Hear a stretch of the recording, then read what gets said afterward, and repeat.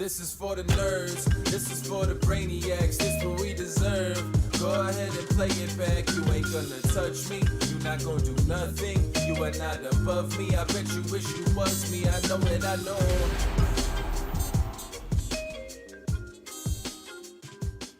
What is poppin', everybody, and welcome back to another episode of the Only Friends podcast.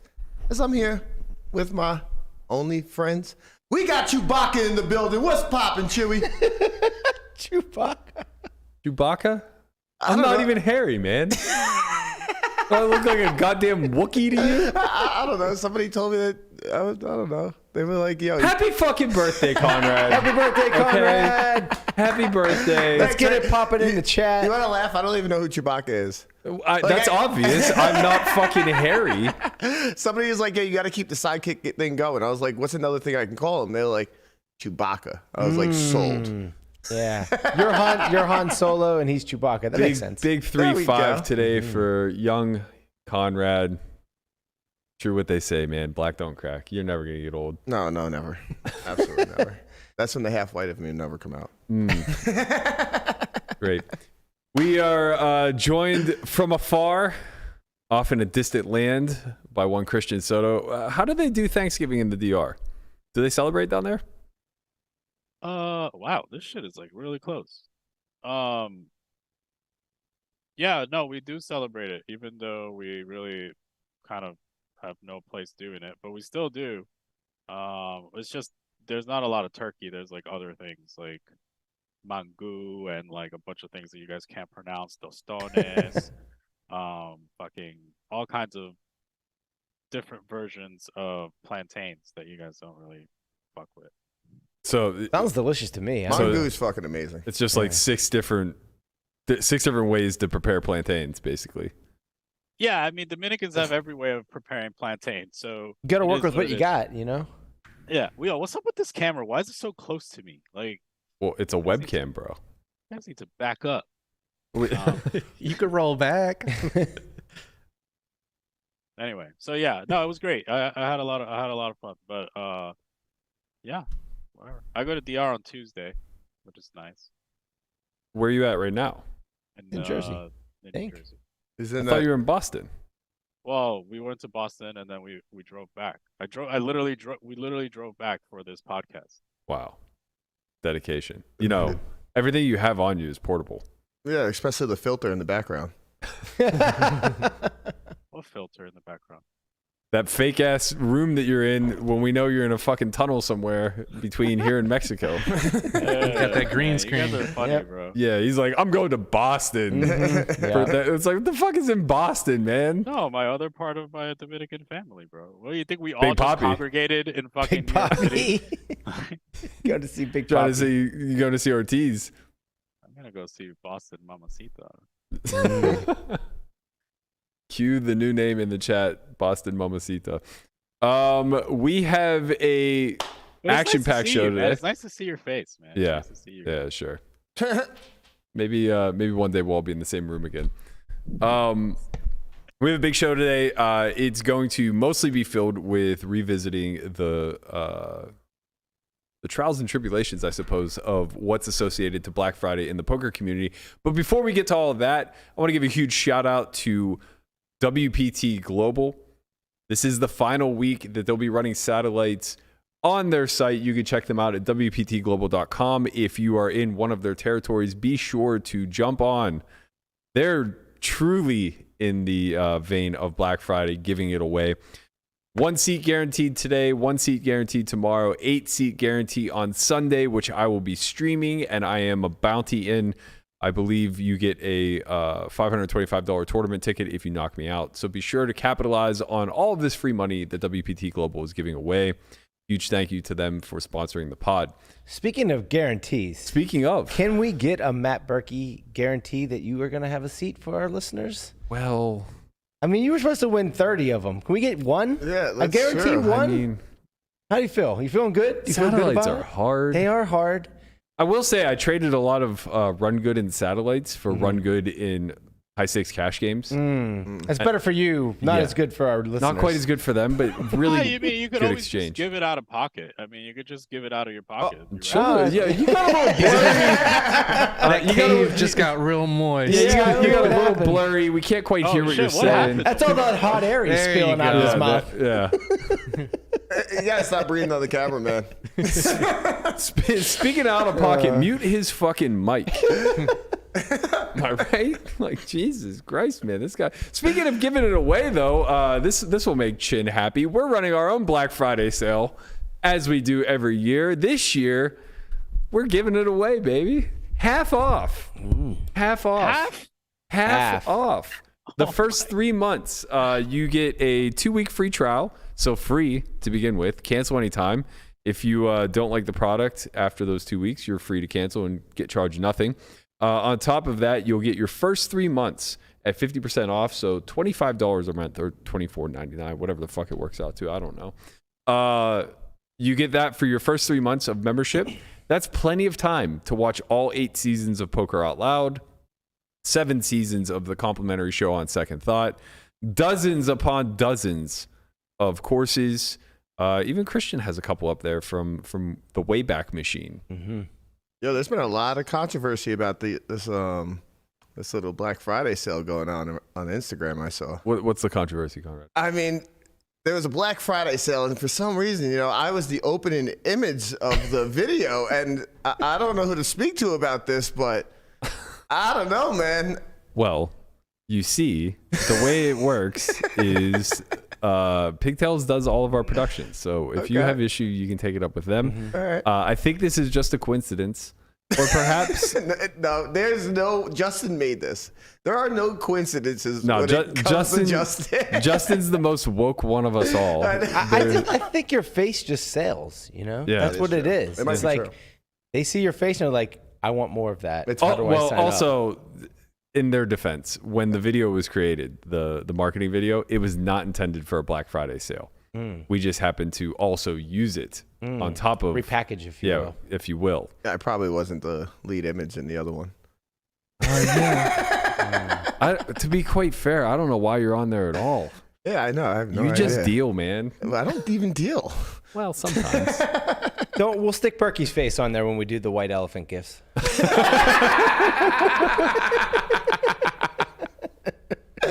I like that. It's kind of perfect. I like that. Yeah, I do want to do white elephant gifts. I think it's a good idea. Yeah.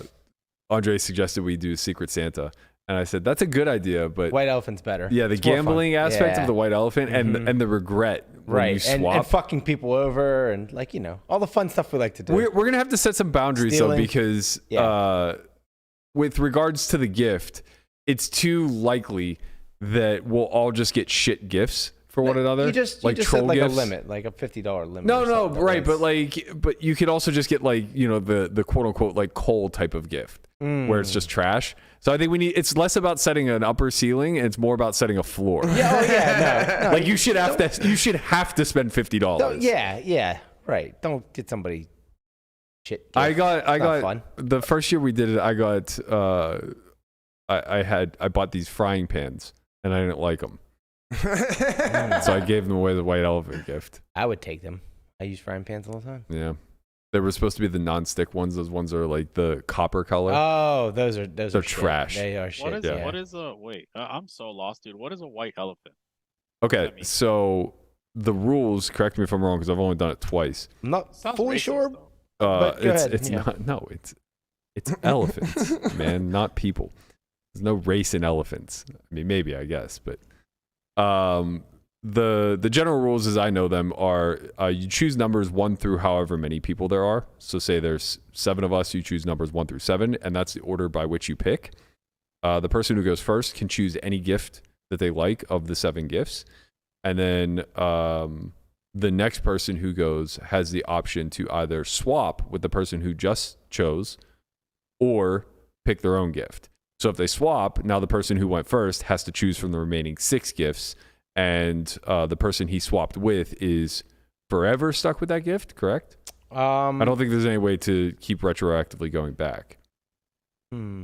Yeah, see, that's where I get a little confused with the rules. Yeah, me too, because then it seems like the guy who went first is always the guy who's getting swapped out, but I think maybe that just logically makes sense. They do eventually get a chance to swap out too, but I know you want to be first, right? You want to be first? I believe you want to be first. But yeah, so anyway, basically it's just this, it's sight unseen, right? So you're just basing it off of the size of the package. Like if you were going on a first date with a dude, you want to just, you're left with the tightness of the jeans. This is insane. Like, what are you saying right now? If you had seen our Thanksgiving yesterday, you'd understand fully. The size of the package. If you go on a date with a dude, like, what is happening right now? I'm so glad I left early. Shit got very out of line last night at Jen's. Danielle decided to introduce us to this British show that she watches. It was called Naked Attraction. Naked Attraction, I think yes. something along those lines.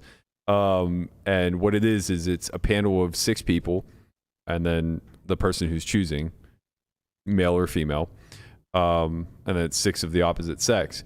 And the way it works is they're all behind a curtain, and the curtain slowly lifts from the bottom up, 4 stages from the bottom up, and everyone's naked. So if it's 6 dudes, they lift the curtain. Time when cereal. If it's 6 dudes, they lift the curtain up to the waist. So you can see like full package, just like thighs, dick, balls, everything, right? And then the next thing they lift is up to the neck. So now you get to see like chest, stomach, all that stuff. And then they reveal the face, and then they have them talk. And then the person choosing, so at that point they whittle it down to 2 players that they can go on a date with. Now the person choosing has to get naked. And they all see each other nude for the first time, and then she chooses which bloke she wants to go on a date with. I almost had an asset for you, Burke, but YouTube must have changed its rules, and I can't don't get us demonetized. Yeah, there's nudity on YouTube. Oh yeah, I just looked it up. It's all That is true. Yeah, I think it was Dolek was saying that he's like, yeah, the show's on YouTube. I'm like, there's no way it's on YouTube. They can't show nudity, but apparently it was. Yeah. Maybe it's if you pay, because we pay. That might be why. Not sure. But yeah, so that's how we spent our Thanksgiving. Looking at a bunch of uncircumcised dicks. Very thankful I left for right that. before that. Yeah. Food was awesome though. Food was good. Thanksgiving was great. We had some brisket. We had some turkey. We had two turkeys and a brisket for about 15 people. Yeah. So there was some leftovers. It was popping. I ate some this morning. Go ahead, Chin. No, I was desperately trying to change the subject back to we did. We changed it to the food we ate yesterday. Back to the Wynn. Like what? I mean, I was thinking about this yesterday. This has to be one of the most like anticipated tournaments in a long time. Like I feel like it's been a. Sorry, I'm in like so many hands. What this guy's playing? So I played a 4-bet pot with queens. It was tricky, but no. On a serious note. Wait. I want to know if you won this hand or not. I won. Okay. All right.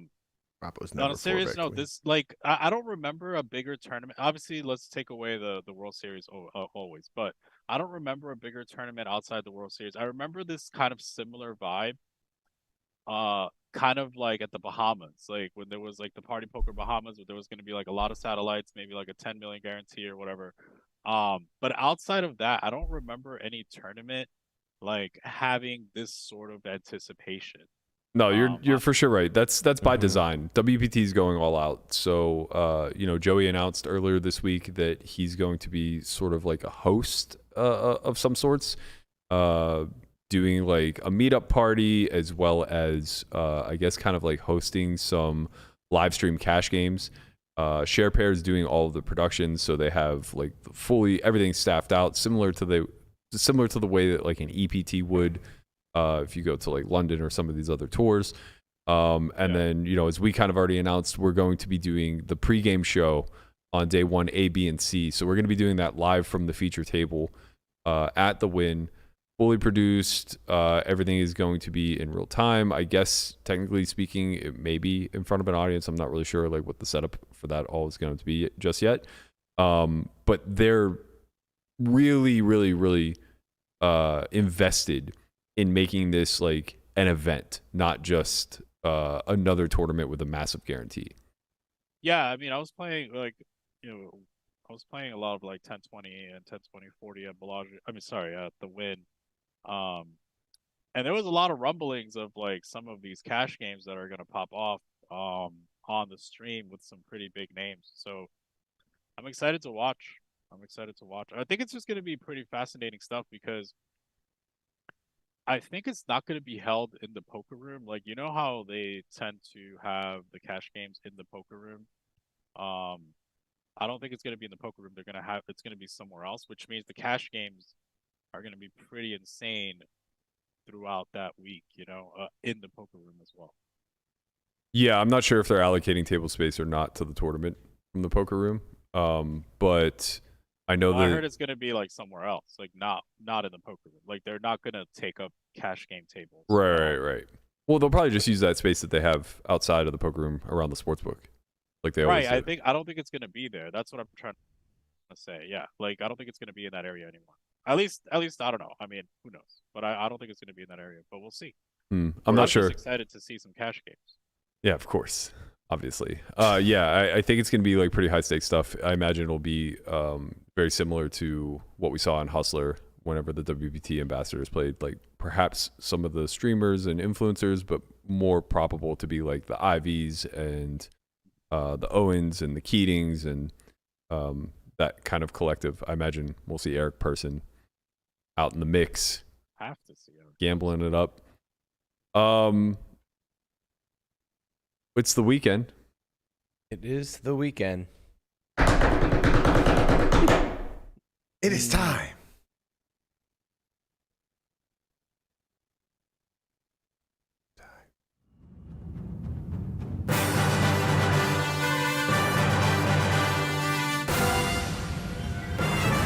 Let's fucking go!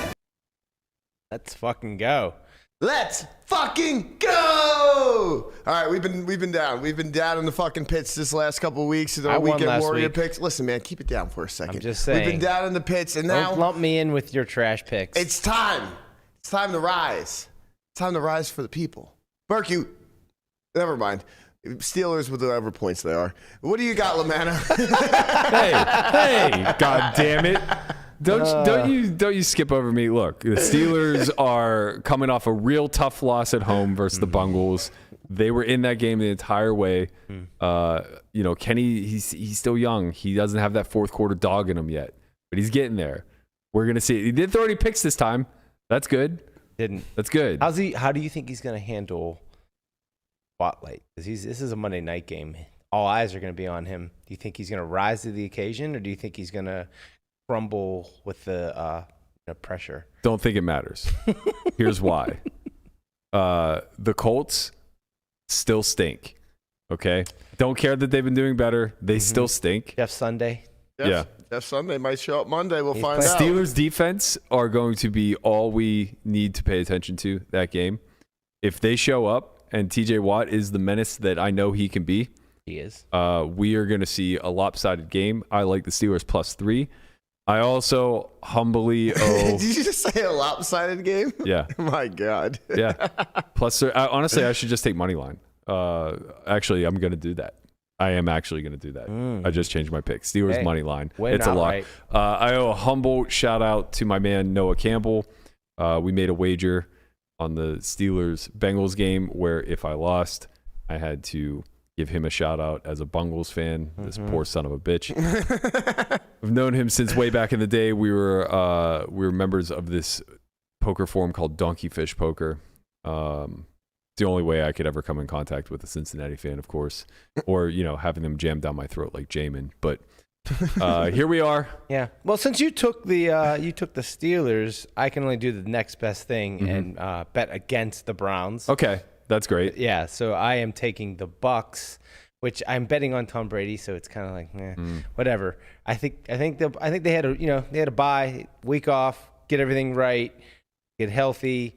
And we're going to see Tom Brady, Godwin, Evans, and company come in and crush those brownies. I think it's -3.5. -3.5. That's scary. That half a point is fucking scary. I hate that half a point, but I was looking at everything else, and this is the best I could do. All right, Guapo. Yes, sir. It's time. Time for the comeback to get back to get right. I have a win-win situation. I'm not Conrad Simpson, by the way. Excuse me. So it's We're a all win-win for Conrad everybody here in the Simpson States. today. I'm going to say take Iran at plus 250 Wow. against USA on Tuesday. Now, the reason it's a win-win for everybody here in the States is obviously if I win my pick, then great, I'm a genius. And if not, that just means the US advances to the next bracket. It's going to end in a tie. That does seem like the most probable outcome, Guapo. Yeah. Tie just ruins everything, man. You lose your pick. We don't fucking advance, and womp womp womp. Oh man, I hope it You doesn't didn't come to think of that? It doesn't you come didn't to consider that? No, I like that. I guess maybe. Betting against the USA in soccer is probably always good. That's fucking pretty. I mean, Hey, played, they held their own. They held their own against They England played today. fucking great after Yeah. the first 10 minutes today. Hey, Like, Did they? we go. Because I don't know anything about soccer, but I was reading Pad's tweet that it didn't matter if they lost 2-0 or 20-0. They really needed to just win, and the tie means nothing. they needed to win, and time means nothing. No, they just needed not to lose because now they play for it all against Iran on Tuesday. So I'm just saying what Pad said. I don't know. He's British. I could assume he knows more than me. they played very good. They played way better than expected. Put it that way. And for my weekend Warriors picked, we just fucking benched the 5-2 quarterback. I'm so excited about this. This kid Mike White's coming in. He's athletic. He's energetic. Oh my God, the he's all about the copium. life. He's all about it. He runs. He does. I like this. Mike White. He He's does great. this. He is.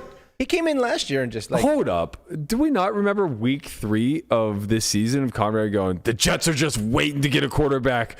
Wilson's going to be back soon, and you're going to see yada, yada, yada. And now he's pumped that the 5-2 kid is getting thrown to the Wolves. He hasn't played good. He hasn't played as expected. That he was supposed to be the next Brett Favre. We were supposed to get some life out of this kid. Christ. We got fucking shit out of him. All he's doing is telling fucking everybody he didn't let down in defense. So you're taking the Jets? I am taking the fucking Jets -6. Oh, my God. -6 points. Have those who? two words ever been uttered in the same sentence? Against Jets who? -6. I forgot who they were playing. Oh, the Fieldless Back in the Bears. Vinny Testaverde Oh, that's days. right. Phyllis Bears. Yeah. Fieldless Bears. I like it. Nah, Vinny Testaverde was trash on the Jets, too. He was good for the Browns. That's man, that's not a bad Brett pick. I just Favre don't know days. if the Jets can score 6 points. I definitely. The thing is, the defense is so fucking good, man. Like, Maybe they'll score a little bit. and Mike White brings like life. He brings like that pump. Like they're ready to run around the field this week. Man, now I know what it was like being on the outside looking in at Steeler fans when fucking Duck Hodges took over for Roethlisberger when he got hurt. Oh my god! I mean, like, you know what? I kind of like this kid. He's got a bit of an arm on him. Like, I think that he can get this shit done. Honestly, it's Whack, very whack. similar. It's very Now he's in the similar. XFL. Yeah, no, he's very similar. But Mike White is, I think he can bring a win. Sure. So I'm happy with that. Chin, who you got? I don't know, man. I'm never gonna vote for any Iranian team. Like, don't we have like some sort of like something against Iran? Like, are we like not friends or something? I don't know. Like, Listen, I'm just can't- trying to get back in the win column. You're just trying to alright? make money. I get it. I get it. I don't know. I'm gonna just always go some basketball team. So I'm just gonna. I haven't really been in sports lately, but I'll just pick the Lakers again. Always the Lakers. That's They're probably gonna the lose. worst pick you can ever make ever. They I don't know. stink. You pick the Jets, so I'm They just gonna fucking go stink. with. Yeah, the Lakers they're getting better though. Getting better. Yeah, they're getting better. My fucking ass, they're getting better. They are the absolute worst. They're No, I too. think they're getting better. I don't know, man. They have no shooting. They're too old. Russell Westbrook's like playing somewhat decent off the bench. Like Anthony Davis is playing better. Eventually, LeBron will come back. We'll be all right. It's just gonna take some time. If they miss the playoffs, I'm gonna lose it. It really is. I actually want to go to a LeBron. I've gone to one LeBron game when he was when he came to Brooklyn, but I actually feel like I want to go to a LeBron game because I kind of see the end of LeBron coming within the next couple years. Oh, I don't think so at all. You He's think gonna he's play just gonna 1 be year with around the Sun. forever? I think he's still good, and I think he has a bit of a god complex. He's gonna play 1 to 2 years with his son and then leave. Yeah, I I think he'll be around for a minute. It's like For sure. 5 more years. What is he? 38. His son comes in the league next year, I think, or the year after. No, the year after. The year after. He's 38 right now. I can see him playing like Vince Carter style, 42, 43. Yeah, but I don't see him like playing like Vince Carter's role. Like No. Vince Carter was like a bench player at some Yeah, point, but that's the difference. Like LeBron's not Vince Carter. He's LeBron. Yeah. Like, I mean, how old was Kobe when he retired? 41? Oh no, Kobe was a little younger, I think. I think Kobe was like 37 or 38. No Because he way. played 20 Yeah, I years. think so. Yeah, because look, Kobe played 20 years, And he but started got in when the he was league 17. 17. Yeah. Yeah, I mean, Bron came in at 18. Right, but he might play more than 20 years. It's gonna be close. No, I think this is his 20th season. Yeah. For sure going to go over. I thought Kobe was a little bit older. I mean, it's different though, because like Kobe was an explosive player. He's a shooter. Like he relies on those skills, and they're going to deteriorate as you age. Bron can like just get big if he wants. I mean, I don't think he's going to, but like he could. Style. Yeah. You know, it's like can't fade talent, man. He's Wow, fucking that's good. who you are. What? You're John Stockton. I'm the mailman. You're John I'm the mailman. Stockton. You're John Stockton. God damn it. Was it Karl Malone, the mailman? Yeah, I'm the mailman. I'm Karl Malone. He's John Stockton. No. Or are you Jeff Hornacek? Jeff Hornacek was a lefty.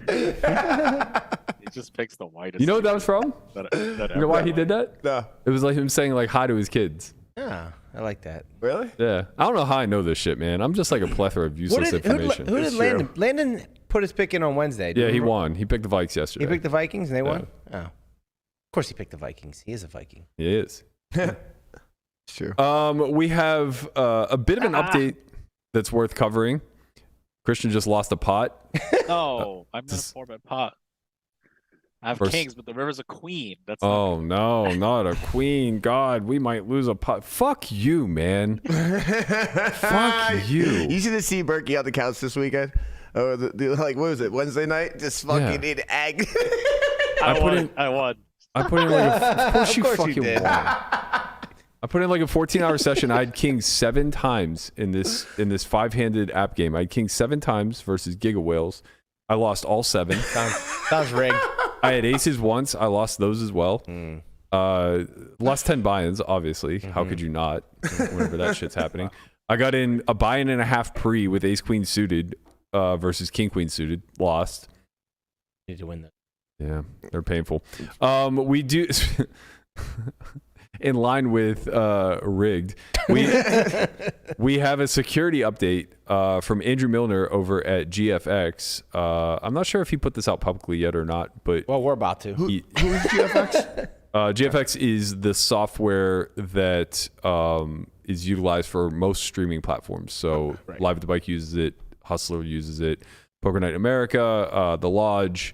The vast majority We of use it for our academies. Yeah, we use it. The vast majority of stream houses utilize the GFX software. Gotcha. So he put out a major announcement, probably publicly, but he definitely sent it to me and Andre as well. It says, "This is a major security upgrade. You will notice that the stream checkbox has been renamed to secure delay. It's basically the same thing as the old stream feature, but with some important changes. When secure delay is active, there is no way to view hole cards in real time. So this is very critical. This is what we talked about whenever all of this stuff was going down in Hustler. Basically, creating a feature that you can opt in on that eliminates any sort of trust. So essentially, every stream house that opts in on this will now have a trustless system where players can know that they are not giving up real-time information to anyone, not even the production house. And the easy way for us as players to know if they opt in or not is to not scan your cards. So, there's a lot of details in the statement, and I'll cover some of the more important ones. But effectively, what this allows for is that the delay is at the reader. So whether you scan your hole cards or not in real time, it doesn't matter. The reader won't activate that information until the hand ends. So effectively, whoever's entering the graphics, once they put once they press hand ends or whatever it is to go on to the next hand, I can't recall, then all of that information is taken from the table to the server side. But it's held at the table until the actual hand ends, which prevents anything from happening in real time. Obviously, we can't see the back of the house, so we don't know if stream houses are opting in or not. The easiest way to test this, don't scan your cards. Wait until the end of the hand to scan the cards. If production has no problem with that, they're not saying like, hey, they want you to scan your cards, then you know that they've opted into this new feature. If they demand that you scan your cards in real time, then you know that they've opted out, and it's very probable that whoever wants you to scan your cards can see and access your information in real time. I don't know how closely anybody's been watching the Live at the Bike streams, but I know that there were accusations thrown about by a few people, including Hustler, that said, like, you know, why are you trusting that Live at the Bike already uses this feature? Because, as I said before, you could always toggle this on in this in GFX, but the difference was the information was still being read in real time and taken to the server side. You were just turning the server off until the hand ended, basically. Or sorry, until your delay caught up. So Live at the Bike has been doing this for years. They run it on, I believe, a 2-hour delay. So they don't get the whole card information for hours. And then they lay it over as the stream is catching up later on, right? This was actually confirmed on air. I believe it was last Thursday or Friday that I played there. We were talking amongst ourselves about a hand. And someone in production, we were basically saying, like, somebody said that they had aces the hand prior, and we couldn't believe it.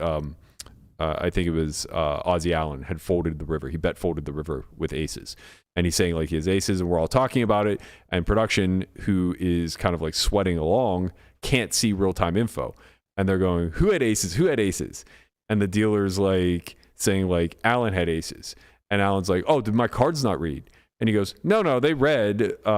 Production just had no idea what you had because they can't see, and they're curious. Because they see the board, they see the action as it plays out, and they just like want to be filled in just like everybody else.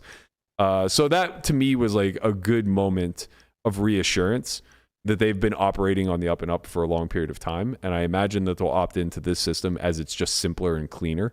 Is this something that you can opt in and like change, like opt out? Like, no. So once you opt in, correct. So going through some of the finer details of this, there's a padlock indicator that will lock and turn green to indicate that hole cards are secure. Once that's secure, it cannot be turned off until the stream ends. The live preview window shows hole cards down, but the delayed output now will show hole cards up. So if you run it on a 2-hour delay, when you're pulling those graphics hours later, they'll come hole cards up rather than down, which is what you're seeing in real time. The live preview is safe for real-time display at the venue, showing all actions except for hole cards, equities, outs, and any other information that might indicate what the hole cards may be. So previously, you used to be able to run a second copy of Poker GFX in multi-GFX mode to generate a simultaneous card down live stream. That's no longer necessary. Let's see. As I mentioned, hole cards can be scanned at any time before the end of the hand without affecting the GFX display. So effectively, like, the last thing that needs to be done is the cards are scanned and then in hand. Right. This allows you to offer players the additional security of not scanning their cards, as well as the peace of mind of knowing that their information is not being shared in real time. Production will still know if the cards are scanned or not. They just won't know what the cards are. Correct. Right? So if they see, like, oh, someone wants to wait to the end of the hand and they forget, they can say, hey, make sure you scan your hand, because they'll know whether they scanned it or not. Right? Mm-hmm. So that's good. Yeah. Yes, exactly. So yeah, effectively it'll be demonstrated through color on the backside. Like if it's yellow, then they need to be scanned still. If it's blue, then they. So there really is no reason for a player to scan their hand until the end. If this is right, if they're implemented this way, like if you're a player, why would you ever do it? I would do it because it speeds the game up. Okay. Like personally, if I tested it once and there was no issue, then I would just scan because it speeds the game up. Okay. But you're right. If you have any paranoia over this whatsoever, you can just hold your hand. And it won't affect the stream at all. Correct. Yeah. So I think all of this is like a very big step forward in stream security. I think it's a necessary one. Huge. As I mentioned, we had spoken to Andrew about this while the whole Hustler scandal had been going on. This is just critical. I can't say enough good things about him acting very quickly on something that was a known security. Let's call it hiccup, I guess. That's what I was thinking in my head. Like a big thanks to him for that, because like he's secure in the poker community. He doesn't have to do anything further than what he did. Honestly, Right. Yeah. People are going to use this product regardless. Exactly. It's good that he is taking it on himself to ensure a much more secure environment. Absolutely. Hopefully, that means no more poker scandals ever.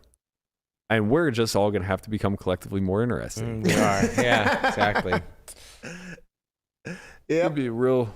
Well, they'll still be scandals. Yeah, of course. Because we all know that in order to be successful, you got to be willing to break the rules. That's what the sign says. You know, and those rule breakers, True. sometimes they get caught. Mm-hmm. And when they get caught, we're here to point and laugh. We are definitely here to point and laugh. We're Nelson from The Simpsons. Oh, man. Rule breakers and getting caught. Let's talk Black Friday, shall we? Dark days. This is not just a shopping holiday, ladies and gentlemen. This is the dark days of internet poker and what almost brought an industry to its knees. Conrad, you're a little bit younger than us, I guess. How entrenched in the game were you when Black Friday went down? Not much at all. I was playing like the $11, 120 people sit and goes every once in a while or something like that. I think Yeah, you were a newbie. Yeah, I was a real newbie. You didn't give a shit. No, I didn't give a fuck. Like I think I had just started a game in my house, and yeah. It might have been before I even started the game in my house. I think I was just playing with Oscar and we just play small tournaments every once in a while. How is Oscar? He's chilling. I haven't spoken to him in a while, but I'm sure he's chilling. Chin, where were you at when Black Friday happened? I was playing online in my dorm room. Yeah, I was playing online in my dorm room. I was playing a lot. And then, yeah, just like everyone else, I kind of opened my computer to play again, and then I saw the FBI logo, and I was kind of just like a little bit confused. And yeah, then you know, the rest is history, so to speak. Like it's just like, you know, at that point, I was like, well, once like the information came out of like what was actually going to happen, I kind of just like took a step back and was like, well, I'm not that good right now at poker. I probably should get good by the time this thing returns. And that kind of like kickstarted my poker journey, so to speak. And here we are. So you were thankful for Black Friday. Yeah. Because I was like pretty self-aware that I wasn't like good at the game. Like I was just like sort of a fan of the game. But I was playing a lot. I was like playing in chemistry class and shit. Like I hated chemistry. But yeah, like don't tell the mamacitas that. Yeah. But yeah, I was pretty self-aware of that situation. Like it was one of those where like I knew that American poker was like pretty much dead, and then like shortly after that, like we saw most of the television shows go away, which was unfortunate because I was like a pretty big fan of those shows. Like you know, Poker After Dark and all that stuff was like sponsored by Stars and Full Tilt and stuff like that. So that was unfortunate because like the fandom of poker also left the industry as well as the professional poker playing side. Yeah. Where were you guys at? Guapo, Lamana? Yeah. So I was actually at Coachella. Real good time. Nice little festival. I was there with one Mr. Brent Hanks. Phil Mandy Collins. B. No, she wasn't there. Oh. She was at Lollapalooza. Okay. Here we go.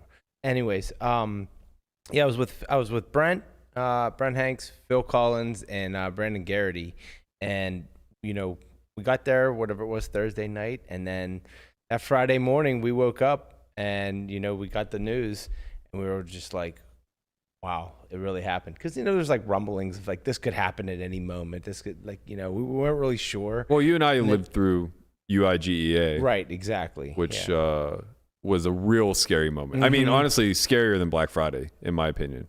Yeah, because we really thought all the money was going to be seized. Yeah, we had no idea. Like it seemed like an indictment on the players, not on the actors. Yeah. We'll talk a little bit more about UIG. At the time, I had played a lot on online poker prior to that, but like in maybe the half a year leading up to Black Friday, I was playing a lot more live. Yeah. So like I was playing a lot more live. Ship that mulligan and never look back. Yeah, exactly. No, I didn't like. So I didn't actually. I was like lucky in a way that I didn't actually have a lot of money on the sites. I think I had actually more on Stars. I just moved everything to Stars for W. Yeah, and then was able to get that back right away. And I hardly had anything on Full Tilt, which was lucky. And I was like kind of looking for bright spots in the moment, and I was like, well, maybe that since this happened, that the live games are going to get much better, or like people, instead of people playing online, everyone's going to move to live, and it's and like you're going to see this boom in live poker, which maybe there was a tick up, but not. I think that World Series. There was a bit of an uptick. That was my sentiment too. Was like, fuck, this is so I remember good for live. we had the same thinking. We're like, okay, yes, now it's live poker is gonna reign king. No, people want the volume. Yeah, exactly. Everyone just moved to Cabo. Yeah. What about you, Guapo? You up and move to the homeland? No, I decided to move all my money onto lock poker because what are the odds? What are the odds that another site is going to take my money? Well, pretty high, Guapo. That didn't work out so good. Yeah, big shout out to Matt Stout. He got dragged over the coals for repping that site. Lock poker, for those who don't recall, effectively post Black Friday attempted to continue to, or maybe they were an upstart at the time. I don't even recall. They were a very, very, very small site. But they either continued to try to operate in America or they started to operate. They might have been an offshoot of Doyle's Room, which eventually became ACR. I honestly don't know what network they were part of, but they were very small. I thought it was called Merge. Oh, that's right. They were a part of the Merge network. Yeah. It was like Carbon, them. Cake. Yeah. Cake Poker. Yeah. Lock had some pretty big names though. Like they had the Grinder. They had Overstat. They had the Grinder. They had Chris Moorman. Like they had some pretty big. They should have got Phil Lock. Yeah. That wasn't a dad joke. Had some, that went over my head. I have no idea. Well, Phil Lock Poker. The Unabomber. Phil Lock. That's a rad joke. Yeah.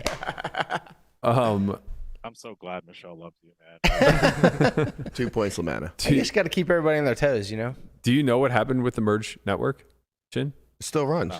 Really? I'm pretty sure. What site? Sportsbook.com, Carbon Poker. Oh, so nothing in the U.S. Oh, so it's like one of those. It's all. Yeah. Sometimes they call me. Like they'll like call me like, hey, do you want to make a deposit? No. Like. No, thank you. Yeah, I think so. Your funds were gone forever, right, Guapo? Yeah, not getting those back. Never. I tried for like literally, I don't know, like 6 months to a year, and I just kept getting like the chat person that was like, "Oh yeah, we're working on it. You'll get it soon." Never happened. Damn. Yeah, I remember they ran some sort of like contest where you get your money back? No. It was like some sort of bankroll challenge where they gave a bunch of influencers, quote unquote, $100 bankroll and like 2 weeks or a month or something to like try to spin it, and then they sent them this. It was brand new technology at the time. It was like a flip cam that had a USB stick attached to it. So basically, you would record. And then you would just plug it right into your computer and upload the footage direct. It was actually pretty ingenious, all things considered. I do remember that. And they sent it to Brent. Right, yes, that's why I remember it. He dusted his hundo like instantly. It didn't last an hour. He just like hopped right into the biggest stakes that he could. He was just broke. And he was still obligated to like do some sort of content. So he ended up making this bit where he pretended to be Chainsaw. I wish so desperately I could find this video. Oh, I wonder if he has it. He was wearing a leather jacket that you got for final tabling events during LAPC. That's right, the LAPC final table jacket. Yeah. Everybody knows the LAPC final table jacket. I'm sort of being serious. I'm being serious. Yeah. So it was this ugly ass leather jacket that says like LAPC Commerce Casino final table on the back. Yeah, it was like stitched in. Yep. And he dresses up as Kessler and is impersonating him, talking about like, you know, structures and coupons and all. It was fucking hilarious. He just as only Brent Hanks could do. Oh yeah, and then he had you guys probably don't remember, but this was like 2012, 2011 maybe.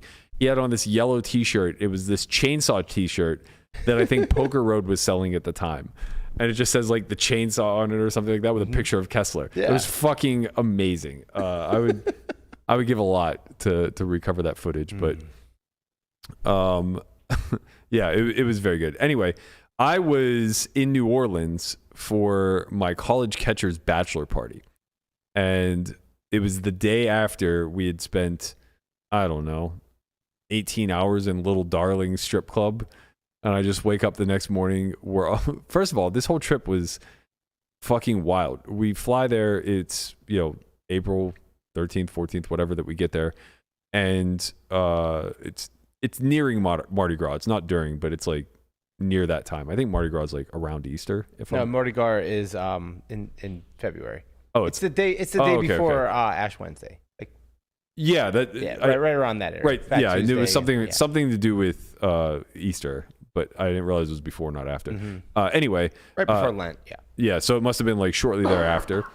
And we get there, and for whatever reason, it's a fucking heat wave. It's like 109 degrees, and humidity's like 100%. Mm-hmm. So I get off the plane, and I'm just like, Jesus Christ, what is this hellhole? And how do people come here and enjoy themselves? I get dropped off. This is pre-Uber, so I like take a cab or whatever. I get dropped off in the wrong area. I'm like in the French Quarter, and I have to like walk to Bourbon Street where I'm meeting everybody. And there was a part of this area that I walked through that was just like, I'm glad it was daytime because it felt like somewhere that you didn't want to be after dark. The hood.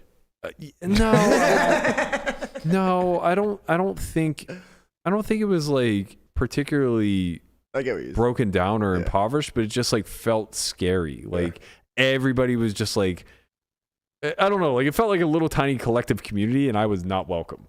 Like everybody's out on their porch, just kind of like eye fucking me as I walk by, and I realized later why. Like, this is why it's important to understand, like, it wasn't a poor area. It wasn't something where I felt like I was in physical danger. I just felt like I really did not belong. Okay. Right? And I'm, like, getting these side eyes and everything else. I'm, like, walking through. I'm just like, Jesus Christ, like, what did I do? I got to get out of here. Like, it's so clear I don't belong, right? So I finally get to Bourbon Street, and I was like, what the fuck is going on back there? Like, they were not happy that I was walking through. They're like, oh, that's the gay part of town. I'm like, well, I don't fit in? Come on, I'm one of you guys. We're all the same. So yeah, it was like the gay pride area, and it was just very clear that I didn't belong. We get to Bourbon Street, and have you ever been? No. Okay, I'm not. You would. I would enjoy it. Younger, you would have fucking loved it. Yeah. This is blackout central, man. It's literally just like bars. And perfect for my mid-20s. Yeah, just bars lining the streets everywhere, and every one of them has a signature drink, and they're all fucking same. It's just like a giant plastic thing of alcohol that is turned into some sort of like slushy or smoothie. Yeah, it's half sugar, half alcohol. Yeah, just getting you blitzed. Yeah. So everybody's blacking out, obviously. They're all buying their tornadoes and all kinds of other shit. And we end up at the strip club, and the bachelor is just like on one. We end up talking this stripper off of her shift to hang out with us. And anyway, it ends up being like a late night. So all of this, I'm prefacing all of this for how big of a shit show it is, because things were different in 2011. Like, you didn't have the same technology that you have accessible now. I fucking forget my ID, or sorry, not my ID, my debit card, and I have zero cash. And it's 2011, so there's no Venmo, there's no PayPal. I mean, there might have been PayPal, but like not the way we know it now. Right. Yeah. It was annoying. It took like days to send money and whatnot. Yeah. So I'm like hitting up my drunken college friends for cash the whole time, telling them like, you know, I'll pay you back as soon as I get to Vegas. Like I'll send you Venmo or Wire or whatever. But they're all just like so unreliable because they're completely blacking out. So it ends up working out that I wake up the next morning and I'm like trying to meet them all for breakfast, and I get a phone call from, ironically enough, one of my baseball buddies out here that I'm playing an adult league with. He goes, "You hear?" I'm like, "Hear what?" He's like, "It's over, man." I'm like, "What?" He's like, "Internet poker. The government came in. They shut the whole thing down." And I just remember hanging up the phone going, "Yes, finally, I'm done." Because like a couple years prior to Black Friday, I grinded my dick off for like an 8-month period online, and I never, ever wanted to do it again. Yeah, like you never really enjoyed online poker, but you played it because it was necessary. I feel like. Well, specifically that 8-month stretch, Yeah. like I didn't have a lot of money. Brent was willing to put me in and like kind of guide me, and Yeah, right. I just became a slave to the system. Like I was grinding 100% of tournaments, ranging in buy-ins from like $11 to $215 every single day. Like Every day, all day, yeah. all day. Didn't hesitate. Was eating all my meals at the desk. Like stopped working out consistently. Just didn't care. Ended up coming out of the back end of it, like winning a lot. I think I won. I think I cashed for something along the lines of like $700K in that stretch. was like the last year we all lived together. Yeah. Me and you and Brent. And Yeah. I cashed for somewhere in the neighborhood of like $700K during all that stretch, culminating in me chopping the full tilt Sunday million or Sunday 750K for like 115,000 heads up. And I just remember the sigh of relief when that happened. It happened on Super Bowl Sunday in 2010, where I was just like, okay, I'm done. Like, I'm done with this. I have $100,000 again. Like, I'm fucking done. And that's how you felt on Black Friday. Yeah. Well, because I really was. Right. I had not played the 100 rebuy probably in like 13 months at that point. And I was truly done trying to transition into high stakes. At the time, I was pretty flush. I was playing a lot of 10, 20, 40. And that makes sense. You were playing live because I was backing you at the time. Yeah. So I know for a fact you were playing a lot of live poker. Yeah. Really lighting it on fire. I do what I can for you, Burke. Yeah, They still talk about Lamana at the Bellagio 510. Oh, sure. They're like, when is Lamana coming back? Mm-hmm. I'm like, Legend, he's never man. coming back. Never coming back. I'm in the online streets now. I don't know, man. I could see you back out there. I could see you on that Grinding live cash? I could see you getting back in the Hollis game. Oh, the Hollis game. If the Hollis game existed. There is a Hollis game still? I don't know. If there is, I would play that. I think it's Sashimi's game now. The younger generation has come in. I could see you on DJ's still there every fucking day. He's been grinding it since he was 16. He was. He is. You know, I coming to think about like your story, Berkey. Mm. I feel like every successful poker player has that like window of time where they've like put in a lot of effort like in a short amount of time, whether it's like infinite hands online or like infinite hours of study and like playing live like overnight hours, like multiple times a week, whatever. Like everyone I think has that story in their own way, you know? And I think that ties back to the Ben CB post where he was trying to kind of reiterate that like if you're not spending your 20s grinding, you're not doing it right. And I think that what you're saying is very true, and it does kind of double down on what Ben's saying. But I also think it's an indictment against what he's saying, because you're right. It's such a short period of it's such a small window. It's never I spent 5 years grinding endlessly, because the people who say that tend to not find success. Yeah. Right. I mean, some people are they just don't have it, right? Everybody has their ceiling, right? Like when we think about it, we're talking about these Black Friday stories, all the people who moved abroad and continued the pursuit of grinding and stuff like that. How many of them actually turned out to be success stories? Yeah. I mean, that's the thing. We don't really know, right? Like a lot of those guys ended up coming back at some point. Like I know that like Christian Harder and those guys, like they tried to go and then they ended up just like coming back because they just like couldn't, you know, they just didn't do it. Well, I guess that's my point, is that on one hand, it looks like the ultimate sacrifice, right? You're willing to move to Rosarito, Mexico, and just like grind 365 24/7 and be better off for it. But on the other hand, the people who believed that was the next step rather than seeing it for what it was, that this market was now shifting and that it had ultimately changed. And if you hadn't already made it in this particular arena, it's time to move on. And if you have already made it, then it's time to leverage in other aspects, right? The people who couldn't really see that and instead were looking for a means to an end, that were just like, how am I going to pay my rent next month? Like, I still need to make X amount of dollars per month, yada, yada, yada. They all burned out, right? I don't know many, if any. Maybe like K-Rab, but like he didn't leave Black Friday. He left like years after the fact, right? Yeah. You know, Yeah, so and then there were other people like G-Man who ended up just he shifted becoming, like full-time live. Yeah, like or what a weird time. Or like Galfond, who just like shifted right into business. That's my point, right? Like if you had already been accomplished in that arena, then you said, okay, this is no longer available to me. I'm going to leverage what I've accomplished and these skills and everything else into another arena. And you saw guys like Galfond transition out. You saw G-Man transition out. They moved into other spaces that potentially had a higher ceiling anyway. The people who were the day-to-day grinders, the ones that were keeping the tournament guarantees what they were, the ones that were really putting in max volume, but also only seeing some return, right? It's not that they were getting no return. It's just that their ROI wasn't the elites. It wasn't the top 1%. They were just hanging on, right? And they were hanging on and hanging on and hanging on. And then eventually the Supernova Elite system crashed once Stars was sold to Amaya. And the hanging honors died a painful death, right? Because they were getting by on such a low win rate to begin with and reliant upon so many things baked into the ecosystem, like rewards and all this other stuff, that eventually just you couldn't sustain. And I guess that's the counter argument to like what Ben is saying. Like if you're willing to sacrifice an entire decade in order to get ahead, you better have a very clear definition of what ahead is, right?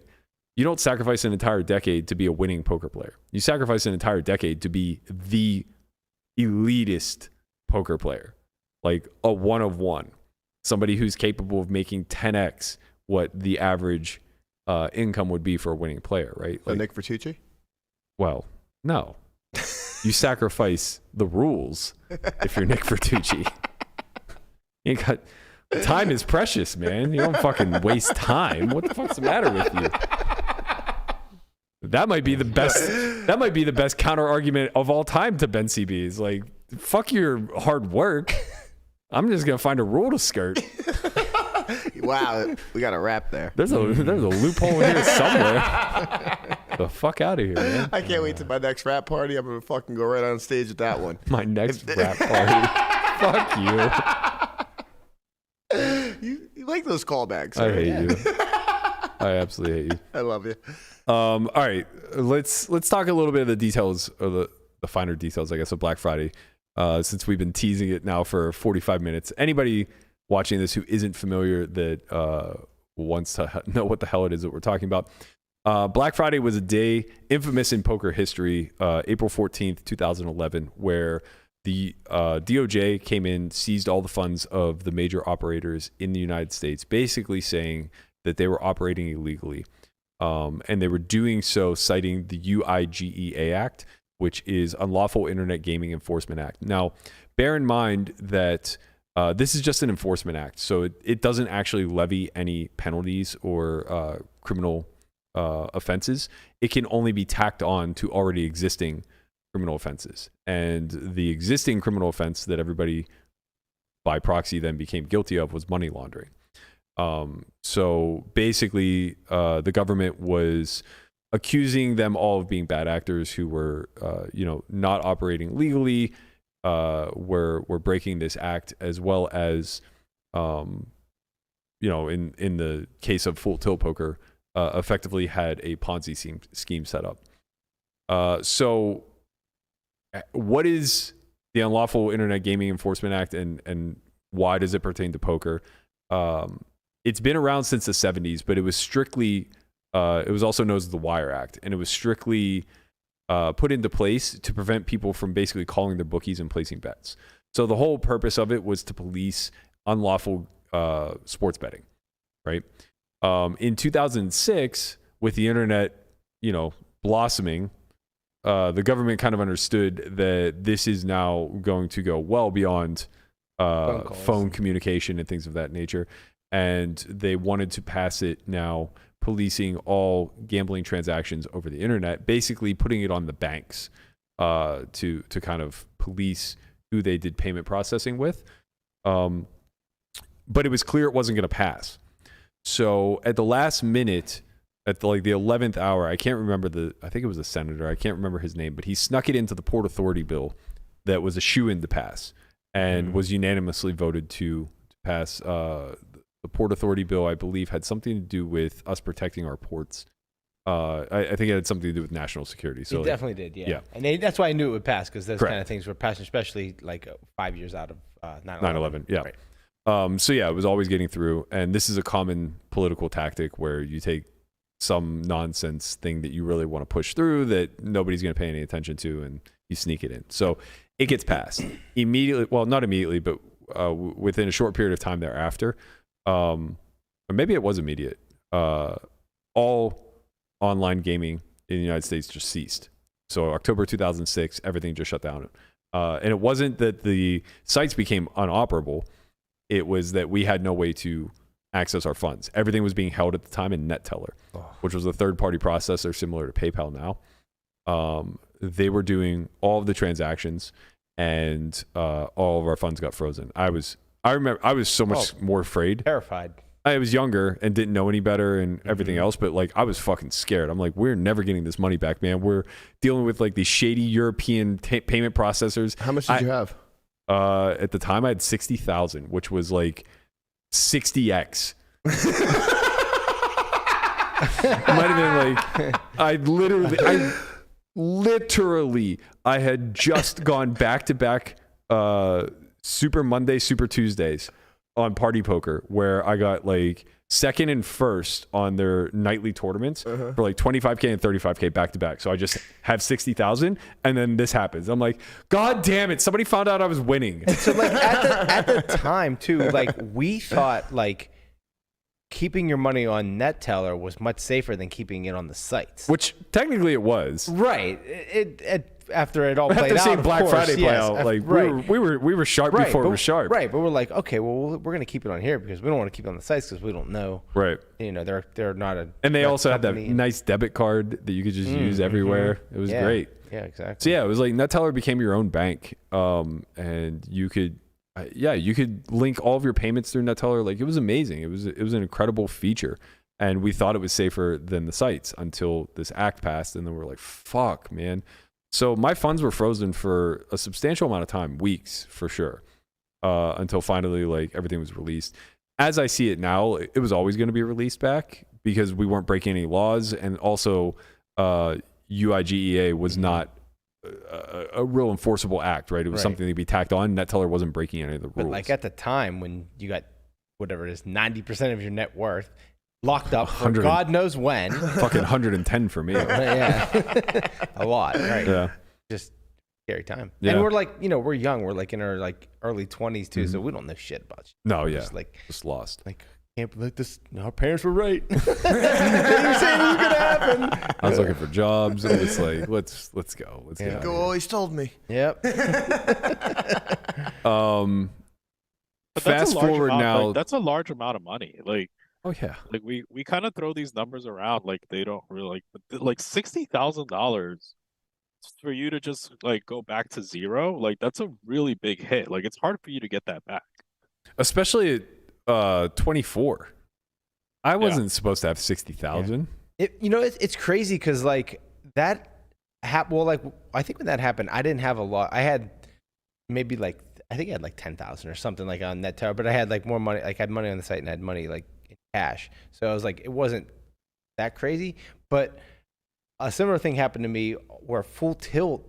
This is not long after I won the it was a 100K score or something. It was the Sunday tournament on there, and I had transferred money to someone I shouldn't have, and they were accused of using bots and this kind of stuff. And since I had a paper trail back to them, since I transferred the money, Full Tilt locked up $80,000. Oh, I didn't know that. Yeah. Oh, you remember that? yeah, I They do. literally, I literally had all of my money. Like it was all in there because this happened like not long after I won the tournament, and it was like $80,000 just like locked up for like 3 or 4 weeks. I was like losing my mind. Like, and I had to like send them all these things, and they were saying, "Oh, it's pending. We don't know. We have to review this before we don't know if we're gonna like release your funds." I'm like, "Oh my god! I finally win this huge tournament, and they're just gonna take it all." Yeah. Tortoise was spazzing. No, yeah, for like three weeks. I remember I was like, "Well, I'm going back to Salamanca and just grinding the 200 or the 5-5 game." Correct me if I'm wrong, but I somehow had a small piece of that score. I don't think you did. For some reason, it sticks out in my mind that you took us to a steak dinner. Oh, I definitely did that. And I yes. had 5% somehow. I don't know how. Well, we used to because we didn't swap. No, we did back then. Remember, it was like we would do like a 20% swap if you played, and then no matter like now how many people of us that all did it, like so like say there was 5 of us, then everyone would get like 4%. And I believe in that tournament it was Brent. It was okay, maybe Brian it was Pacholi. Yeah. And it was like the first time he ever like got in that group to do that, and then I just rip it off and just ship him 10K. Yeah. Okay, maybe it was. 8K, I remember them having. Yeah, it was a Brent. swap. It was Brent. Maybe Greg. I can't remember. Yeah, it was definitely Brent Brandon, and Brian probably. and maybe Brandon. Like, yeah, it was like 3 people that they ended up sending them like 9,000 each. Yeah. Okay, yeah. So I knew you swapped some of it out. Yeah, Mhm. Lamana started the tradition of that. That was the first major tournament when anybody had. So he took us to dinner. Yeah. And that became a thing. Right. Exactly. Now it's no longer a thing because no amount of money is enough. It never is. And nobody How'd you wins do fucking yesterday? tournaments. Oh, whatever. Big cash scores, whatever. How'd you do yesterday? Won $250,000, but I'm on $250,000 downswing. Yeah. So Right. you don't get dinner from me. All right, fast forward to 2011 now, whenever Black Friday does actually take place. The major talking points that we need to basically look around are the 3 operators, Stars, Full Tilt, and UB/Absolute, or the Cirrus network. The biggest talking point here is obviously Full Tilt. We'll save that for last, I suppose. What's worth mentioning first, actually, maybe I'll do it in order. So let's do Stars, Full Tilt, then UB Absolute. So with Stars, they were the white knights of all of this storyline. They basically did everything above board. For those who are not familiar, the owner and founder, Isai Scheinberg, he's revered as like one of the greatest to ever do anything in this space. He's an innovator. He was, again, the type of person who was completely above board throughout all of this. He also made the conscious decision after the UIGEA Act to stay in the United States market in spite of the fact that other operators like Party Poker pulled out, and Party was basically saying like, look, we're a publicly traded company. We don't want to be taken off of the exchange, and we can't be doing anything to go against regulation. So we're going to pull out of the United States market. And Stars basically decided to stay. They were operating off of a precedent that was set in 2002. I remember reading it earlier today, but I don't have it in front of me. But basically an act that said poker was not the same as sports betting. And they operated accordingly, basically, off of this former precedent, saying like, they're not going to come after us. Also, the aspect that UIGEA was not a law, but instead of an enforcement act, there was very little retribution that could be taken. So he did make this conscious decision, and he operated above board. Everything was done well. That's why when the DOJ finally did step in, he cooperated with them immediately. He was able to create a settlement within 5 days, and operations were only halted on Stars for 11 days. So 11 days after Black Friday, they were up and running rest of world again. Carry on as usual, right? All players were repaid immediately. I don't know if you remember this process, but I was super thankful because I had like 80% of my online money was on Stars. Yeah. Gearing up for Scoop. Mm-hmm. They were just like, here's like, wasn't there like a window of time where they were like, okay, now you can just like cash it out, and then everyone went and cashed it out, and then it was like in your account like the next day, or like it was instant. Yeah. Whatever the payment processor was, it was very, very quick. He also honored all VPP points. So he allowed everybody to cash in their loyalty points as well. Yeah. Which, they certainly didn't have to do that. They're losing these customers. They don't owe them that additional aspect. So, we speak very highly of Esai. We were talking about him earlier this year of somebody who is being nominated for the Hall of Fame and, maybe the most deserving of the bunch. These are the reasons why. Right. You do things the right way. Yeah, he really laid the groundwork for how a business should be operated in this space, and he's somebody that we should look to more frequently for that sort of precedent. He did, however, face indictment charges from the DOJ. So what ultimately ended up happening was I'm not sure where he was located, but he was basically fading extradition. He was like fading extradition for the better part of a decade. So in 2019, he finally got extradited out of I think Switzerland, where he was on vacation. And at that point, Stars was just a good actor. He had sold them in 2014 to Amaya Gaming for $4.9 billion. And he also, had repaid all player funds. He had worked with the DOJ. So they just gave him a slap on the wrist. I think he ultimately ended up paying a very small fine and did no jail time. I think he paid a $30K fine with no jail time.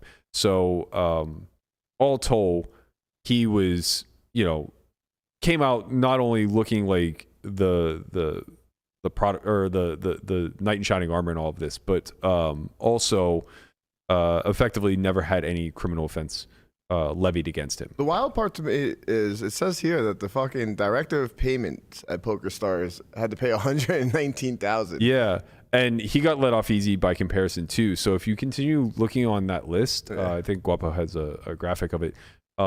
It's all of the heads of payment processing that got the worst of it, right? Yeah. So a lot of the people on that list are actually a part of this payment processing company called Instabill, which was utilized by all three major sites. And they used other payment processors as well. So some of those names on there were a part of like other third-party companies. But basically what the government was saying was that they all consciously went against the UIGEA. And I'll explain how now, I guess. So this Instabill company, for those of you who watch regularly, I've talked a lot about this Australian payment processing company that ultimately helped bring Full Tilt to its knees. And I couldn't remember a lot of the details. I just knew that the owner was in Vegas and was like on the run and owed a bunch of money, and that had something to do with Black Friday. But in digging through and doing a little bit more research, it had everything to do with Black Friday. So David Tetskoff is the man you see before you. He was the owner and founder of Instabill. I believe he's 39 now, so at the time he would have been like 28 years old. He founded this company like fresh out of high school, I think. Like he was just a prodigy of sorts. Effectively what they did was they created a third-party payment processor that would skirt the UIGEA rules. And the way that they would do this would be by relabeling the processing fee.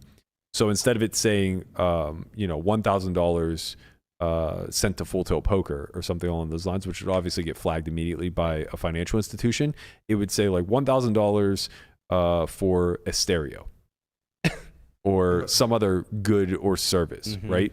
So effectively, they found a way to repackage the labeling when it went to the financial institution, and they just relabeled things according to what was seen as being on the up and up. As I mentioned, they processed for all three major sites, Full Tilt, Stars, and the Absolute networks. Here's where the story gets weird. So late in 2010, and I don't know if you guys remember this, but Full Tilt had like a major lag on their payment processing. I vaguely remember this because it was right around the time that I had my big score. And I partially remember there being like extra hoops I had to jump through and longer delay times when it came to getting money out. There might even been like caps on your withdrawals. I can't really recall, but I do remember there being like some latency that wasn't there in years past. But I kind of just chalked it up to I never had a lot of money. So maybe that was the issue why. It turns out that it was a byproduct. Well, we're not really sure, I guess, because the other sites were still operating as normal, and we know that Instabill was their payment processor also, but they also had other payment processors. So perhaps their volume was just higher in other areas than Instabill, where like it was probably the highest for Full Tilt specifically. In any event, what became uncovered was that Instabill owed upwards of $140 million to clients, specifically Full Tilt, while Tevkov's partners were siphoning funds to accounts that only they had access to. So effectively, his business partners were stealing from his company and then locking him out of the accounts that they were stealing the money to. So basically, $140 million came up missing, or at least was owed. We don't know if that was like what all the partners stole or whatnot.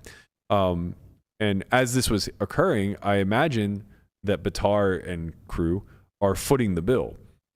So they're making up for this money owed to them by these payment processors by just like, funding it themselves, I'm sure, which given the way that they were making money hand over fist, I mean, there were rumors that Ivy was making like $10 million a month. Yeah. They could afford it. That's not the issue.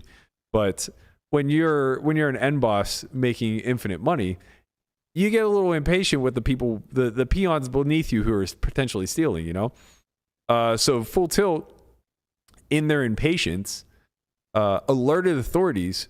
So Tevkov's came to the United States, came to Las Vegas specifically to try to handle this.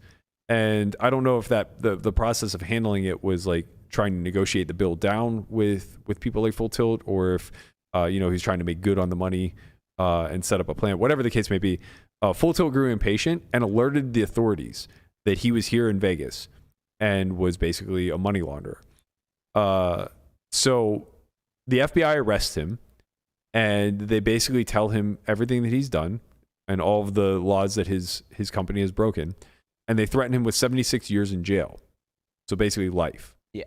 And, being a 28-year-old kid who's worth $100+ million himself, he flips. Of course. Because why wouldn't you? Of course. Right? And he says, what do you need to know about these 3 sites and how they're operating?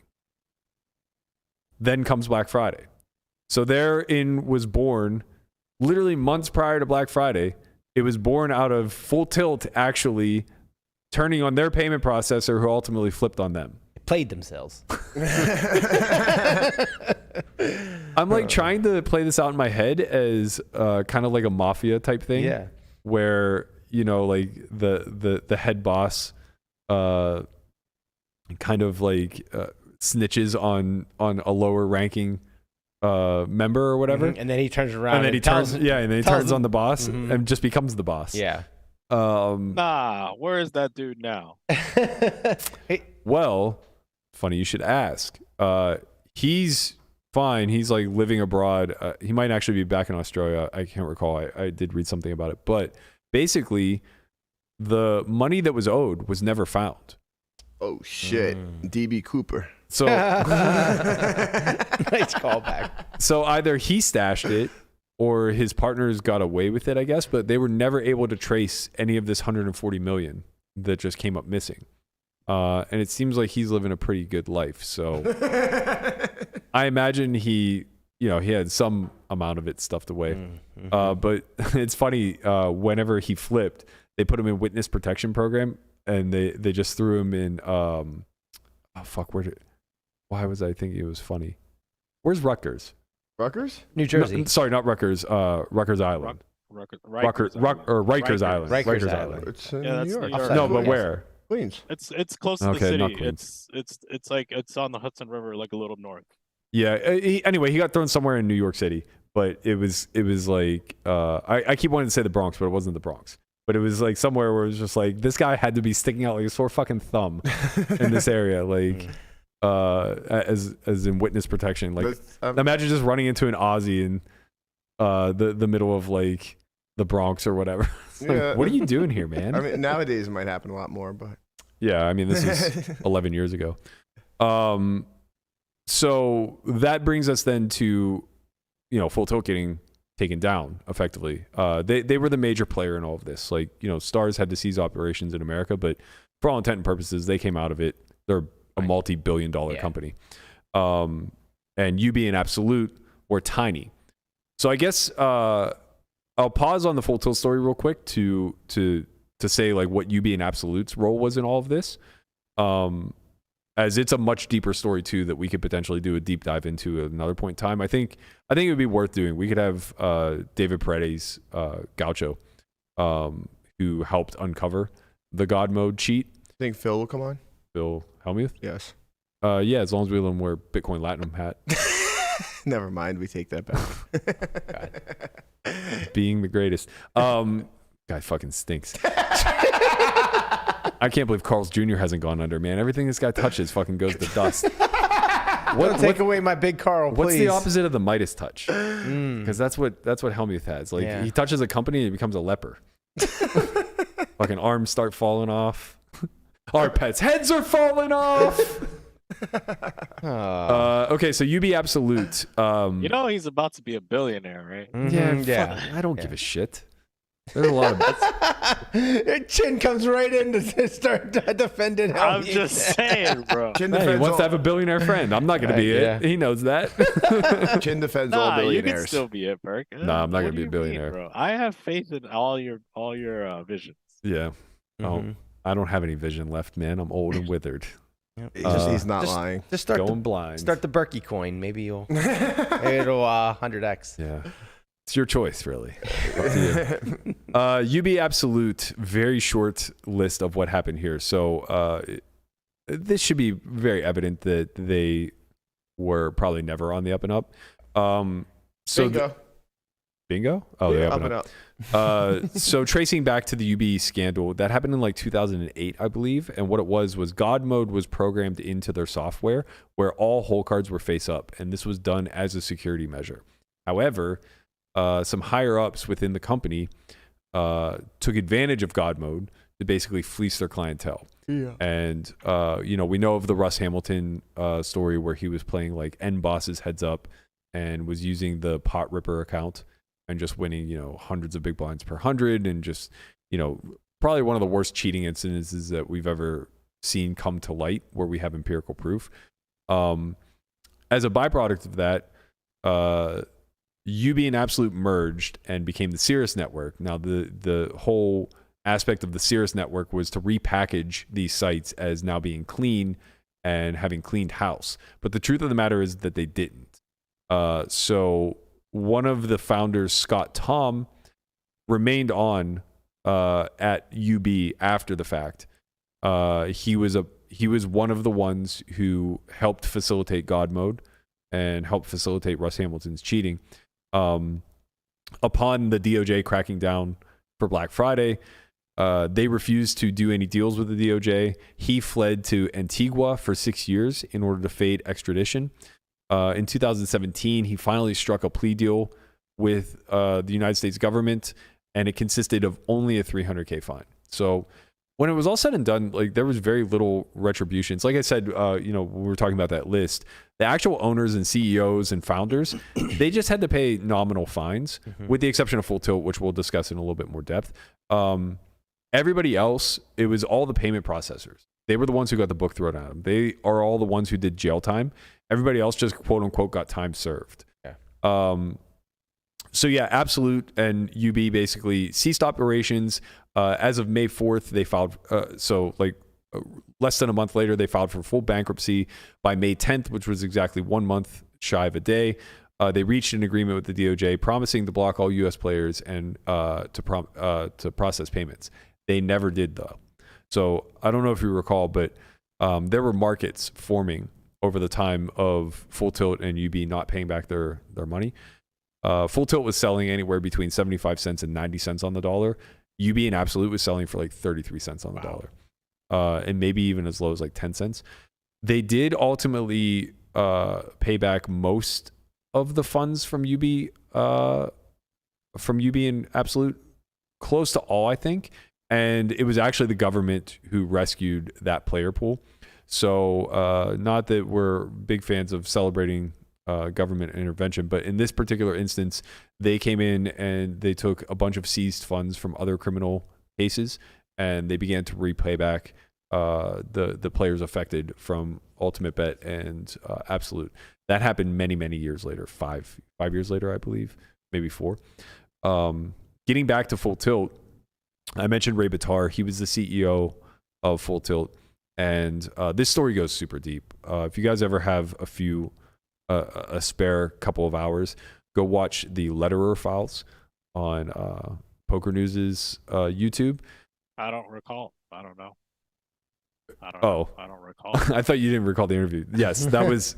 You're right. It's kind of a big nothing burger, but because we have so much more information now, I think that there's a lot we can glean from that interview. Matt Parvis took so much fucking heat for that interview. He was at the time, I believe, the editor-in-chief of Poker News, and he ended up becoming even higher in upper management before ultimately leaving. But I remember everybody was so dissatisfied for this interview. It seemed like a bit of a fluff piece, giving Letterer the platform to kind of like defend himself.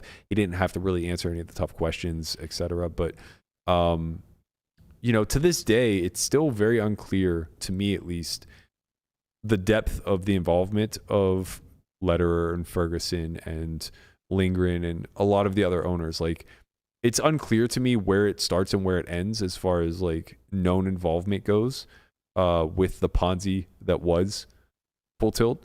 The only thing that does become clear is that whether he was incompetent or completely at fault, Ray Bitar became the fall guy. Yeah. And honestly, like, I think the person that everyone kind of agrees that knows everything is John Juanda. But the problem is John Juanda doesn't want to talk. Really? Why Juanda?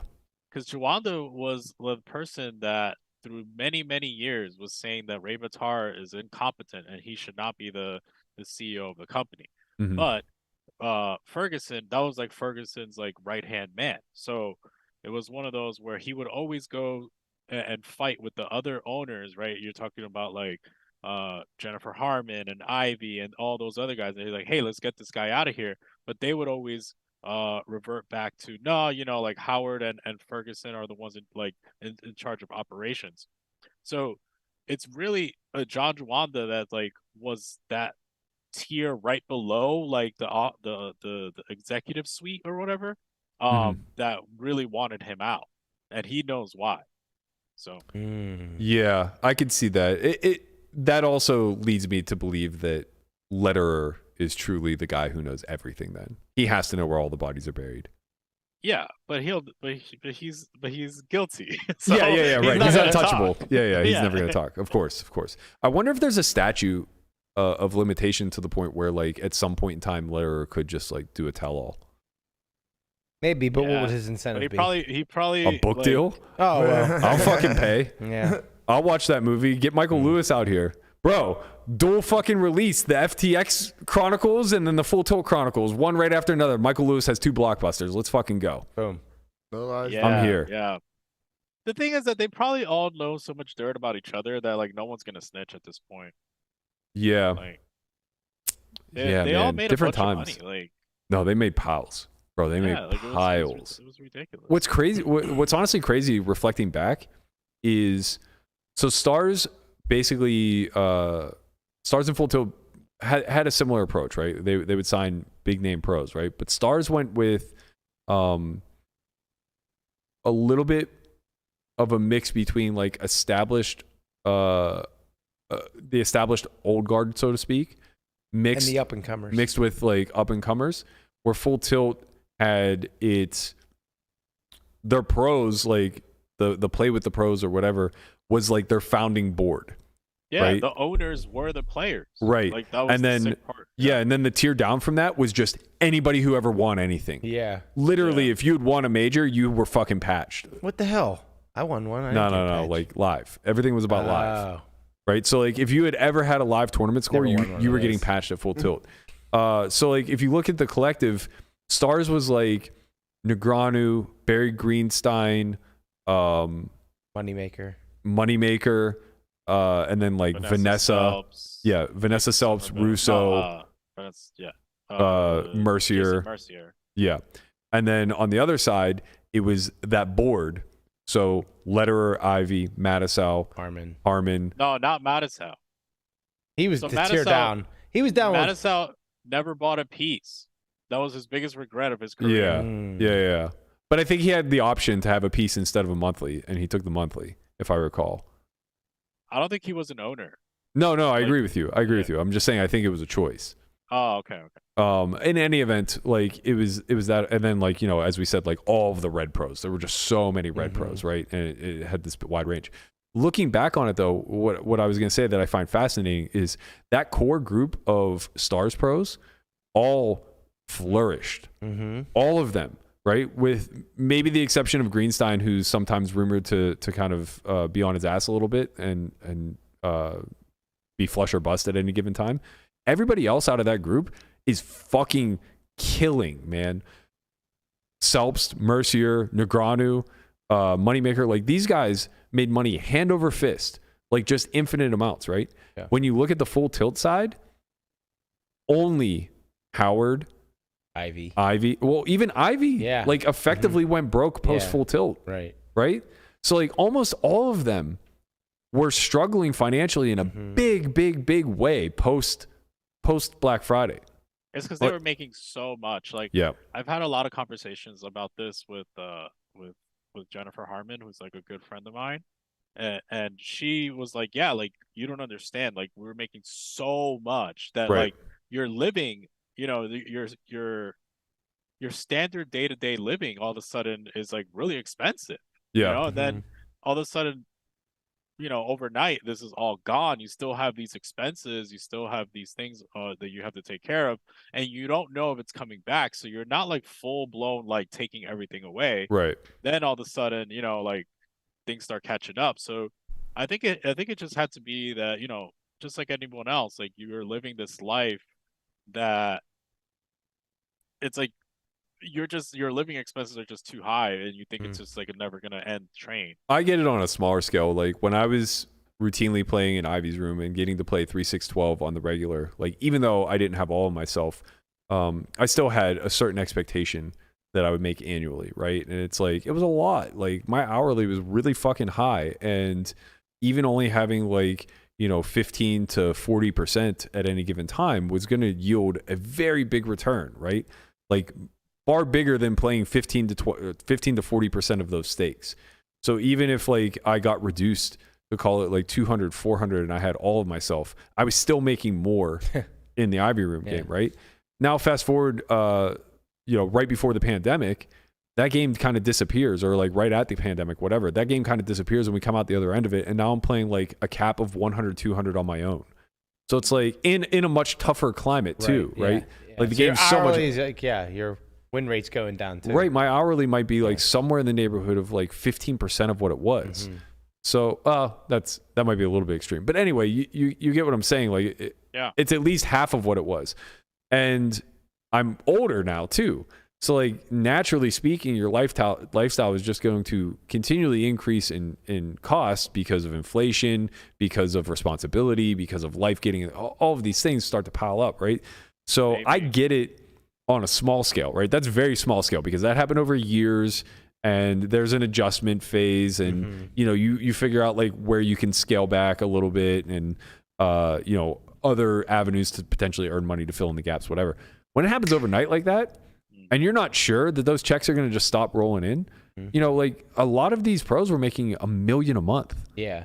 7 figures a month. Like Eric Lingren's probably the most known story out of all this, where he was the younger generation of the old guard, right? I think he's like my age, maybe slightly older. Yeah. It was like him and Antonius. Right. And you know, he's a gambler. He fires hard. He's a sports bettor. He does all of these things. And he was making piles, like $500K a month, $1 million a month, whatever. You believe in your head. That's going to continue. Well, specifically in like 2011, you believe in your head, oh, I can just make this doing what I've always done. I'll go play high stakes. The bad part about his stuff was that he was borrowing off of his points. So that made the whole situation even worse. Like he was like taking like advances, so to speak, and that was another thing that Juwanda didn't like. Like, he was like, "Hey, this guy's like, taking advances on all of this money," and they allowed it. Yeah, I think he came out when it was all said and done that he owed like $2 million to the company or something like that. Might have been more. That's a lot of money, bro. That's a lot. It's of bigger than money. whatever the tab is that you have going on. Yeah, that is a lot of money. Yo, let me borrow. Can I borrow $2 million? Yeah, sure. Put it on fucking Conrad's tab. Denied. $2 million. It sounds nice. Man, I can't wait to put Conrad's tab in my will and just have somebody after I'm gone have to deal with fucking collection. Maybe that'll be my gift. My gift to Conrad is I wipe the tab. Nah, give it to Jenna. Yeah. Yeah, you need somebody to keep the tab alive. Yeah. Gotta keep it moving. Not about paying it down. It's about raising it up. Yeah, you know what I mean? So anyway, getting back to like Ray Bitar's involvement in all of this, I kind of wonder how many other companies are operating like this, where they just kind of have a figurehead who's ultimately the fall guy if shit goes sideways. Like, I'm not saying this is the case, but like, I could see Nagy being that guy. Shit goes sideways, and they're just like, whoever the powers that be that actually own the company is just like, we don't know anything, man. We don't know anything. This guy has been running rogue for years. And that's effectively what Full Tilt kind of said of Bitar. He ultimately did strike a deal with DOJ, which allowed Full Tilt to resume operations to the rest of the world just over a week later. But by June 29th, which was like 2.5 months later or so, U.S. player funds had still not been returned. And the site's gaming license at that point was officially suspended. So it became clear now, a couple months in, they're running a Ponzi. Like, they never segregated the funds. And this is the big thing that we keep coming back to. And it's relevant now with the FTX stuff that's happening, because it's abundantly clear that amongst many other egregious things that SBF may have done, one of which was utilizing customers' funds to invest in Almeida, right? And that's sort of what Full Tilt was doing, except instead of investing, they were just spending, gambling, buying shit, whatever. So by that September, the DOJ amended the Black Friday indictments and now included Ferguson, Lederer, and Rafe First as a part of the new indictments. The claim now was that Full Tilt was an active Ponzi scheme that was running at a global level.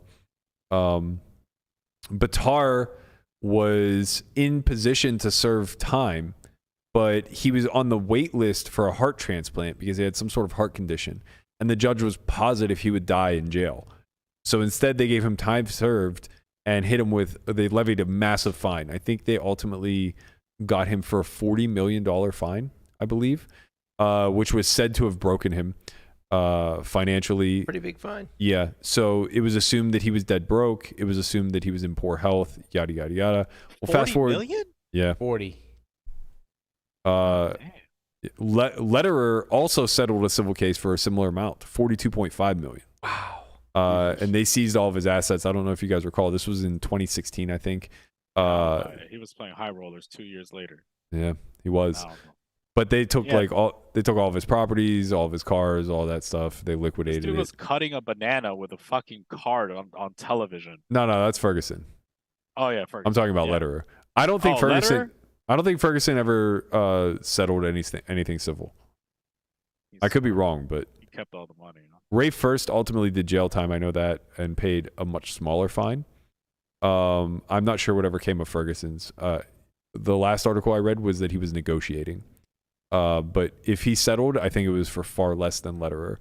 And here's the thing, Lederer and Bitar both settled for $40 million each, but Full Tilt operated from 2004 until 2011.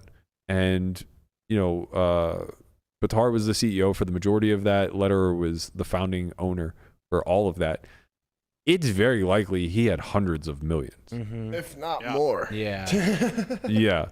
So 40 million is kind of dust, man. Mm-hmm. They were never on the hook. Yo, can you imagine having hundreds of millions? Oh No. No. Dude, What do you even do? You know how you get hundreds of millions? Millions from poker? Well, Conrad, you break the fucking rules. That's how. True. These guys are clear breakers. representatives of rule breakers who are willing to do anything to make a few bucks. And honestly, like, we make cracks about this stupid fucking quote behind me, especially considering that they're under scrutiny right now. But the reality is, nothing's ever going to happen to Hustler, and nothing fucking happened to these guys at Full Tilt. 40 million was a pittance, a mere pittance. These guys are still giga rich. Sure, I bet they wish they still had the extra 40 million, but they have many tens, if not hundreds of millions on top of it. I'm sure they used that to recoup that 40 million. But yeah. They were never on the hook to repay funds, right? So I don't know if you guys recall, but it was well over a year that we went without knowing what was going to happen with our funds. They were just frozen, right? And the government was trying to facilitate a sale of Full Tilt, but it was useless now. Like, the software was dope, obviously, and that's worth something, but it wasn't worth the 390 million that was owed globally, right? Nobody was going to buy the company for that because it didn't have a fucking player pool anymore, man. Like, everybody stopped, or nobody was going to be loyal to a site that was shut down for a year and a half. Unless you're PokerStars. They come in and they saw the forest through the trees. Again, this is Isai just seeing the bigger picture here and also kind of falling on the sword a little bit, right? So PokerStars swoops in and they forfeited $547 million over 3 years to the United States government, $225 million, which was owed up front. A part of this agreement was, so he was incentivized to do this because it would then allow them to operate in the United States once it became a regulated market, right? So that was number one. This was a path back to the US. The government was offering an olive branch at the cost of $500 million. No biggie. You can afford it. So of that $547 million, $390 million would go to the repayment globally of the players' funds that have been frozen. So finally, like June of 2012, players began to be able to get paid back. Stars would then acquire all of the software, clientele, etc. of Full Tilt. For a short period of time, they ultimately tried to resurge it as a secondary site in rest of world countries, but they didn't want to go into the already segregated countries of like France and Italy and Spain. So effectively only Stars operated in those countries, and then in like England and other rest of world nations, there was a player pool of Stars, and then there was a player pool of Full Tilt. They were just two competing companies, again, owned by the same umbrella. Not skins, separate sites altogether. I think Full Tilt ultimately tanked, and they just iced it. So they still own the software. I know that there are plenty of current legislated sites that would die to have that software. Oh, for sure. I missed that software. Software was fire. It was great. Way ahead of its time. Was fire. They had a lot of people still have they really enjoy the fact that you can change the little puppy and whatever. Oh yeah. Yeah. Like, the happy sad face and whatnot. Yeah. Mm-hmm. I think it's mostly because like we were all watching like Rail Heaven and stuff when like someone would like win a big pot and then they'll like change their avatar or whatever, and then the other person, like especially Zygmunt, like he would like always change his stuff, like, and he would tilt so hard, like playing PLO versus Antonio. It's like, I don't know, man. I watched so many hours of that stuff. It's kind of embarrassing. It's really unfortunate for like Landon's generation because that time frame will never be duplicated. Never. No. And the unfortunate nature of poker is that it's very hard to tell this story in an engaging way. Like, I've talked about this a bunch, but it's mind-boggling to me that The Professor, the Banker, and the Suicide King hasn't been made into a screenplay. That movie would be so fucking good, man. The book is so good. I think it's just like a really well-written story, right? It's just a great story of a time that will never, ever get to be relived. And the same is true of the internet boom with regard to poker, that 2003 to 2011 era, right? But it's so hard to encapsulate what it was like to be a professional poker player during that time.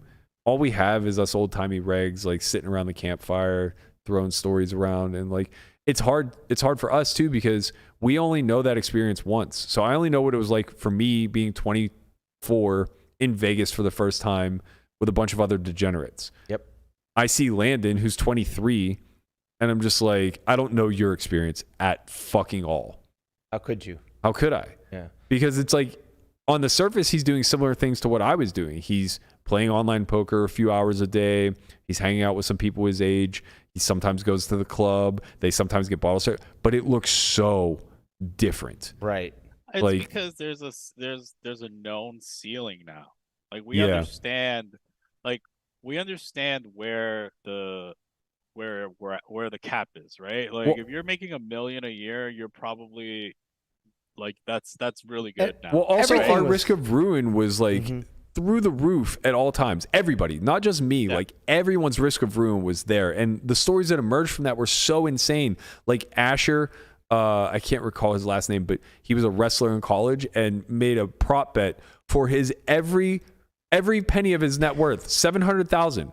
He just woke up one day and was like, I'm going to prop bet that I can run a marathon on a treadmill in like in like 3 hours or some shit. I can't remember what it was. Or like, I think he had to do like, I think he had to run whatever right beneath an ultra is. An ultra is 100 miles. I think he had to do like 70 miles. Did he do it? Yeah. He fucking mashed it. Yeah.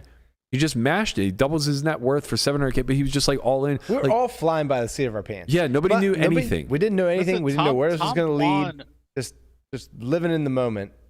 Tom Dwan and Phil Ivey made $1 million bet that Phil Ivey wouldn't eat meat for a year. Yeah. Live on high stakes poker. That happened. Right. And then like a couple months went by, and then like Phil Ivey bought out and shit like that. And yeah, like that shit happened, right? Like we saw fucking Isildur. That will never happen again. You'll never see another Isildur, right? Like now Isildur would be like Linus or Barry OTB Red Sweets, Baron like, or just Barry like a Sweets, right? random And guy, it wouldn't just be a random act, right? It would be because they spent the last half decade studying quietly and nobody knew about it. Right. Where like Isildur was just like this natural talent that kind of got games and also got fleeced a bunch along the way.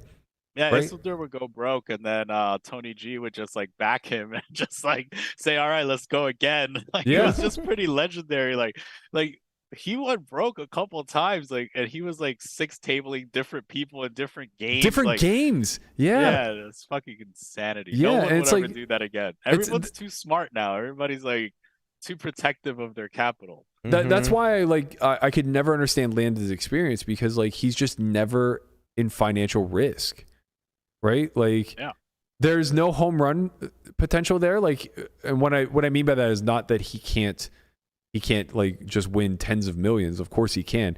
What I mean by it is that like we can estimate pretty accurately like what his trajectory will be in this game and like what his ultimate earning potential is and all these other things. Like for us, man, it was a mystery. Every day you could just wake up and be the next moneymaker times 10.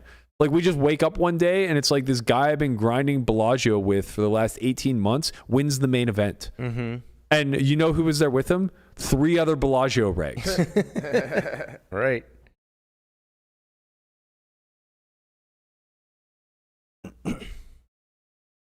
Right? Like Merson, Osmus. Like they're all just there. Osmus, Right. So it's like for our brains. What a wild thing though, right? Like it like, wasn't though for the time. That's what happened.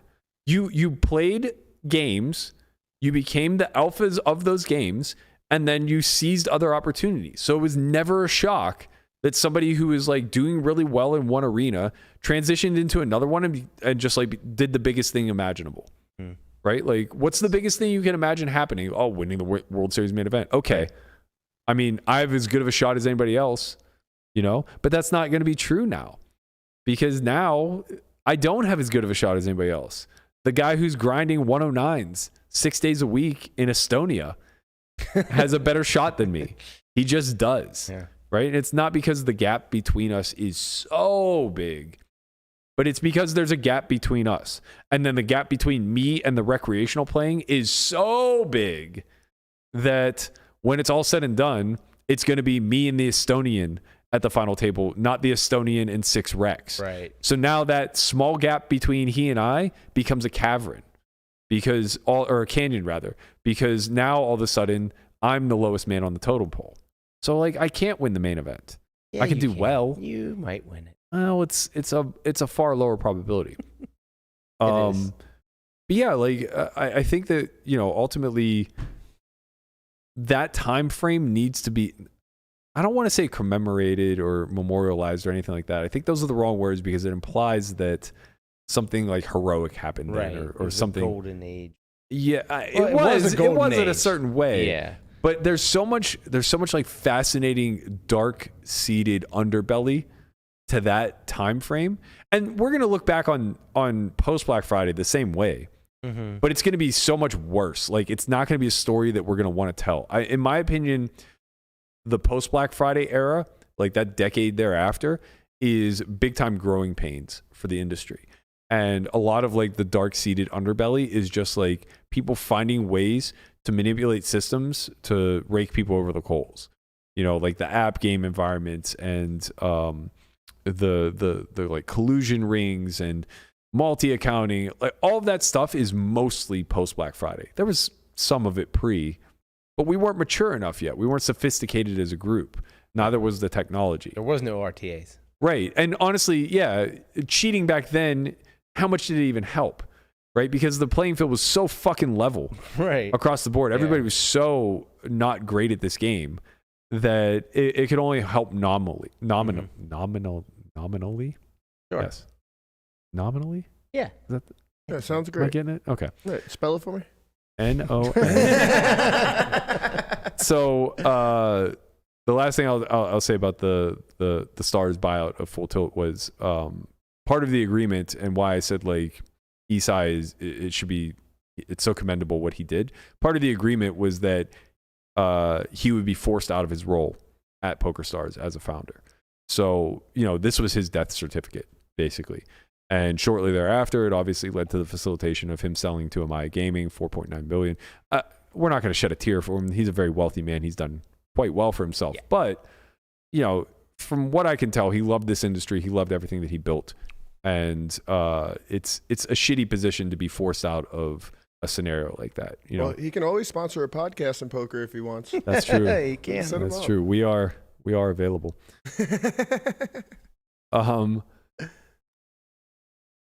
The last thing then of note of Black Friday, and I didn't realize it was this fast of a turnaround.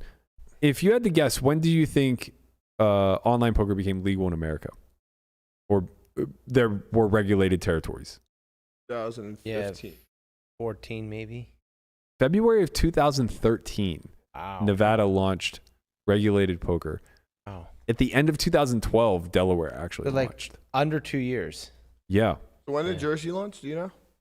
months after Nevada. Okay. This is ultimate poker, right? Yes, Yeah. and WSOP. WSOP took a while, remember? 'Cause Yeah, it was Ultimate just came on Ultimate first. for a while. Yeah. And then WSOP came out afterwards. Yes, Right. I correct. forgot about Ultimate. Yeah, they like giga rushed to launch to try to beat. They want to be Yeah. first to market. Yeah, Right. which was I'm sure in hindsight was a huge mistake. But even in real time, I remember saying like, "This is a huge mistake." Mhm. Yeah, And I remember Full Tilt was just like, we want to do the it right. software was awful. Yeah, it the was software was terrible. awful. The games were really good. Yeah, the games were good. That I can attest to. But also, the liquidity pool of Nevada was so small that it was one of those things where being first to market doesn't matter if it's not going to be a national product, right? All that's going to matter is the person who's first to market of shared liquidity pools, and it's going to be the company that sustains, Yeah, not the company and that also launches. WSOP had a WSOP brand name, Yeah. which is like huge. To this day, I think that they've under leveraged that position tremendously. Yeah. But I also think they're a little bit handcuffed by their reach being so negligible rather. I think, well, maybe negligent also, but negligible. But I think that might be changing with their partnership with GG moving into Toronto. I don't know what that looks like big picture. If GG ultimately kind of usurps the WSOP name and licenses it or kind of absorbs it, I'm not sure, but that would be kind of a powerhouse move if shared liquidity in the United States ever truly did take a big step forward. We'll be here 10 years from now to talk about it. Save me. Somebody save me. Death is the only way out. Jesus, that's dark.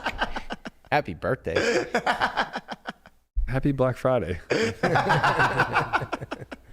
Oh man. What do you think it would be like if it never happened?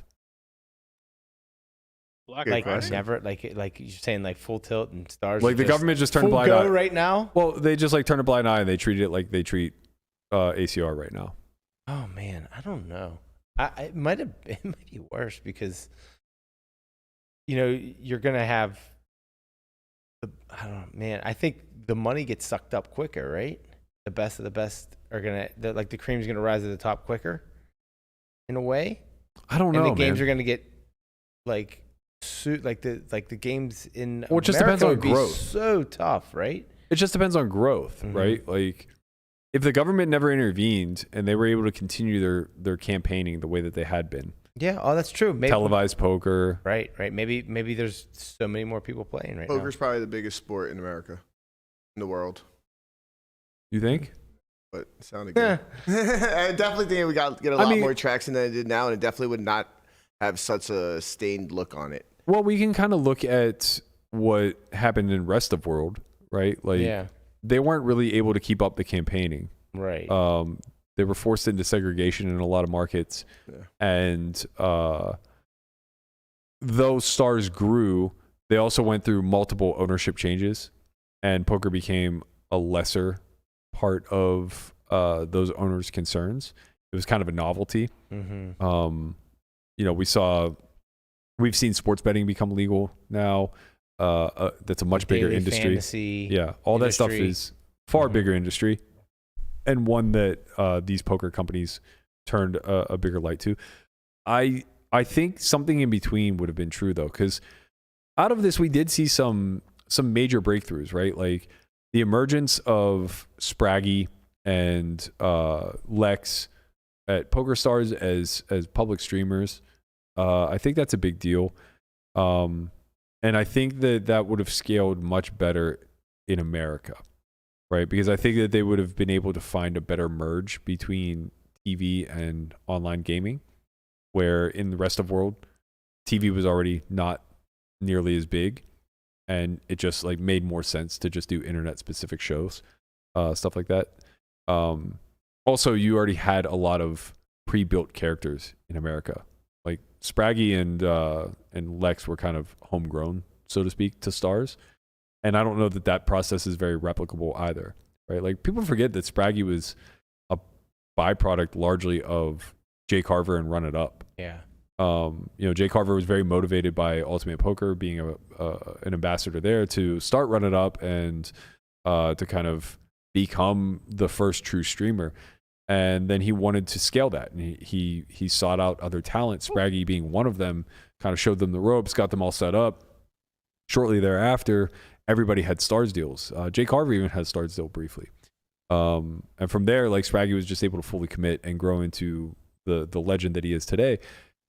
I imagine if Jay Carver were able to operate, untethered by 2 or 3 major operators in the States that were facilitating coast to coast and pouring hundreds, if not multiple hundreds of millions of marketing dollars into growth every year, pretty sure he would have been able to find a couple more. For sure. Pretty sure we'd still see Poker After Dark on cable TV. Yeah, there'd be a lot more poker on TV. Yeah. Because the advertisers would still be there. Yeah. I mean, it was like that's the only reason we had so much poker on national TV is because Full Tilt and Stars were driving the advertising. Yeah, I think revenue. that's I think that's really the most unfortunate side effect of Black Friday, is that our sport never really had a chance to fully mature and become a staple part of where you everyday get programming. other investors in, Correct. other advertisers where, yeah, exactly. We died before Amazon boomed, Mm-hmm. right? We died Yeah. before Apple and all these major conglomerates really boomed. That could have potentially led to a lot of digital marketing space. Right. Where you're And- not solely relying on the 2 big sites to pump all the ad rev in there. Right. So like if we do survive and we somehow make it to the turn of the technology revolution, so to speak, where we're at now, maybe poker's more of a mainstay, right? Like these smaller sports that are upstarts, they have cleaner paths. Pickleball is a great example. Like it's already on CBS primetime, and it has a lot of interest from incredibly wealthy people, billionaires, just investing hand over fist because they see the growth. It's 100xing over and over and over, year over year. Like obviously that'll curb, but you know, it's going to be growing for a significant amount of time. Poker is a little bit more challenging because of the financial aspect. Like the barrier of entry is a little bit higher, Right. but all it takes is a little bit of creativity to work around that. You know, Just there's make the free pitch. versions of this. Make the pitch, Burke. There is no You- pitch. That's what I'm saying. We What are died you too talking soon. about? They those guys on the All In podcast, they love poker, bro, and they Sure. have all the money in the planet. They do have all the money on the planet. I actually have been listening more frequently to it. I really do enjoy their podcast. Shamath did Lex Friedman too. Fantastic 2-hour pod. Yeah, he's great. One of He's the my best favorite- that. he's my favorite investor of all the investors, bro. Yeah, that was one of my favorite Shamath podcasts that I've ever done. His backstory is very harrowing and quite.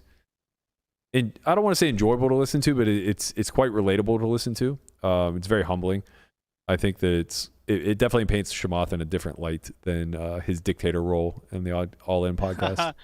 Yeah, and he loves Phil Hellmuth. He does love Hellmuth. He does love. I've had the pleasure of playing with Shamath a few times, and Wow, how rich are you? I've played with him a bunch actually.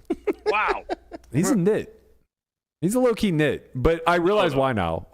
Watching that interview with Lex, I understand why. Like he cares a lot about like being good. Yeah, not just winning, but being good. Like he would take the perception of being good over the dollars that he earns, if that makes sense. He wants to like he cares enough about poker that he wants to be seen as a threat at the table, not the guy that we're building the game around. Coach him up, Burke. Maybe charge him like 25,000 or less. Why? He Burke is the guy that they're building the game Yeah, around. I'm the guy they build the game around. he can coach me up, man. I'm taking lessons. Let's fucking go. Any closing thoughts on Black Friday, Chin? Yeah, I missed a little bit of what you guys were saying. I went upstairs to get something. I think that losing America was just like so massive for the entire game of poker because all the stars are American. Like regardless, like you can't market the same like in other countries because the stars of the game are American and they play in America. The World Series of Poker is in America. So it's like it doesn't matter how many like idiots from Northern Europe you try to market, like it doesn't matter. Like it's Right. just like Phil Ivey's American. Well, it's also about And- TV, right? Right. Even though we're moving away from the analog space, television is still massive marketing in the United States. Yeah, and especially in other countries, probably a bigger like maybe their internet and like the whole digital era of YouTube and stuff isn't as big, and maybe they do rely on television more than here. No, I think it's the Sure. opposite. Okay, then good. Yeah, I think all the unless- major unless television you- houses are here. Yeah, unless you're in China and then they they control whatever the hell. Right. Yeah, But, that's a little different. But yeah, it's just losing America is massive just because you lose the stars. And then once you lose the stars, it's really hard to market a game with no stars. So yeah, that's unfortunate. What do I think we would have been if it would have stayed? Yeah. I don't know. I probably wouldn't even be in poker, to be honest, because it's like You got I too always- rich too fast? it's because I feel like I only stayed because I thought there was an opportunity to be good before other people got good. Like if it would have stayed around, I think like people would have gotten really good, and like I don't know if I would have been able to keep up. How good people were getting. Like you were already like a superstar, I like hate you. you were like all over 2+2 and like having your strategy dissected. You were like Donkey limping and fish. stuff before you had like a blog and like. Mhm. Like, They wanted to know you why I were was kind of- limping. You were kind of a big deal already. The real and answer then, like, was because it's pimping. oh God. Yeah, no, I like you have to remember how far behind everyone was, right? Like, if you weren't like people were making so much money, like the winners were making so much money, and the strategy to try to catch them was like impossible to get, right? Like it was like it wasn't like now where you just have like if you want to be good at poker, the low hanging fruit, it's like pretty easy to get, right? Yeah. But like back then, like bro, we were so far behind Jason Mercier, it wasn't even funny. Like you were eons behind. Like you weren't gonna get him, right? Like now you spend like 2 years in a lab, hire a fucking $1,000 an hour coach, you'll probably be pretty good at you'll catch up, right? But back then it was really hard. And Yeah, I think back feel then like, what it was strategy was on two extremes. So it was like rather than baseline being theory optimal, baseline was the average logic, like fish logic, if you will. yeah.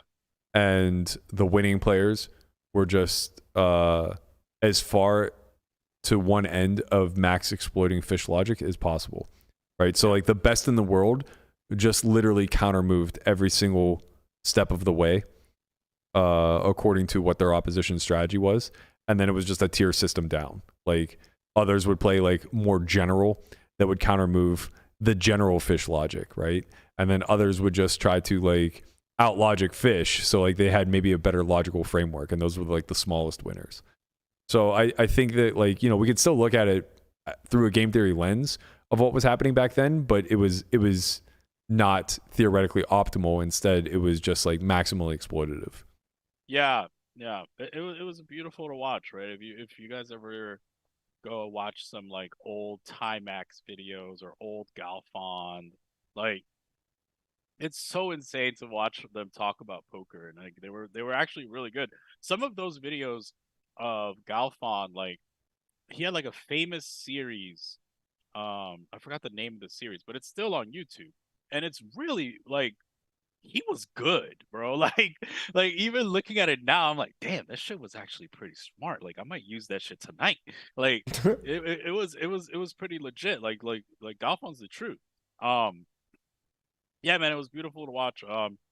Yeah, poker's just so different now. Like it's just fucking VPIP and PFR, and you have to have a 3-bet frequency. Well, it's data now as opposed That's to like fucking stupid. Like come down to like the honestly, end of the day, like that's just not gonna work. Like and this is the truth of the matter. Black Friday, no Black Friday, doesn't give a fuck.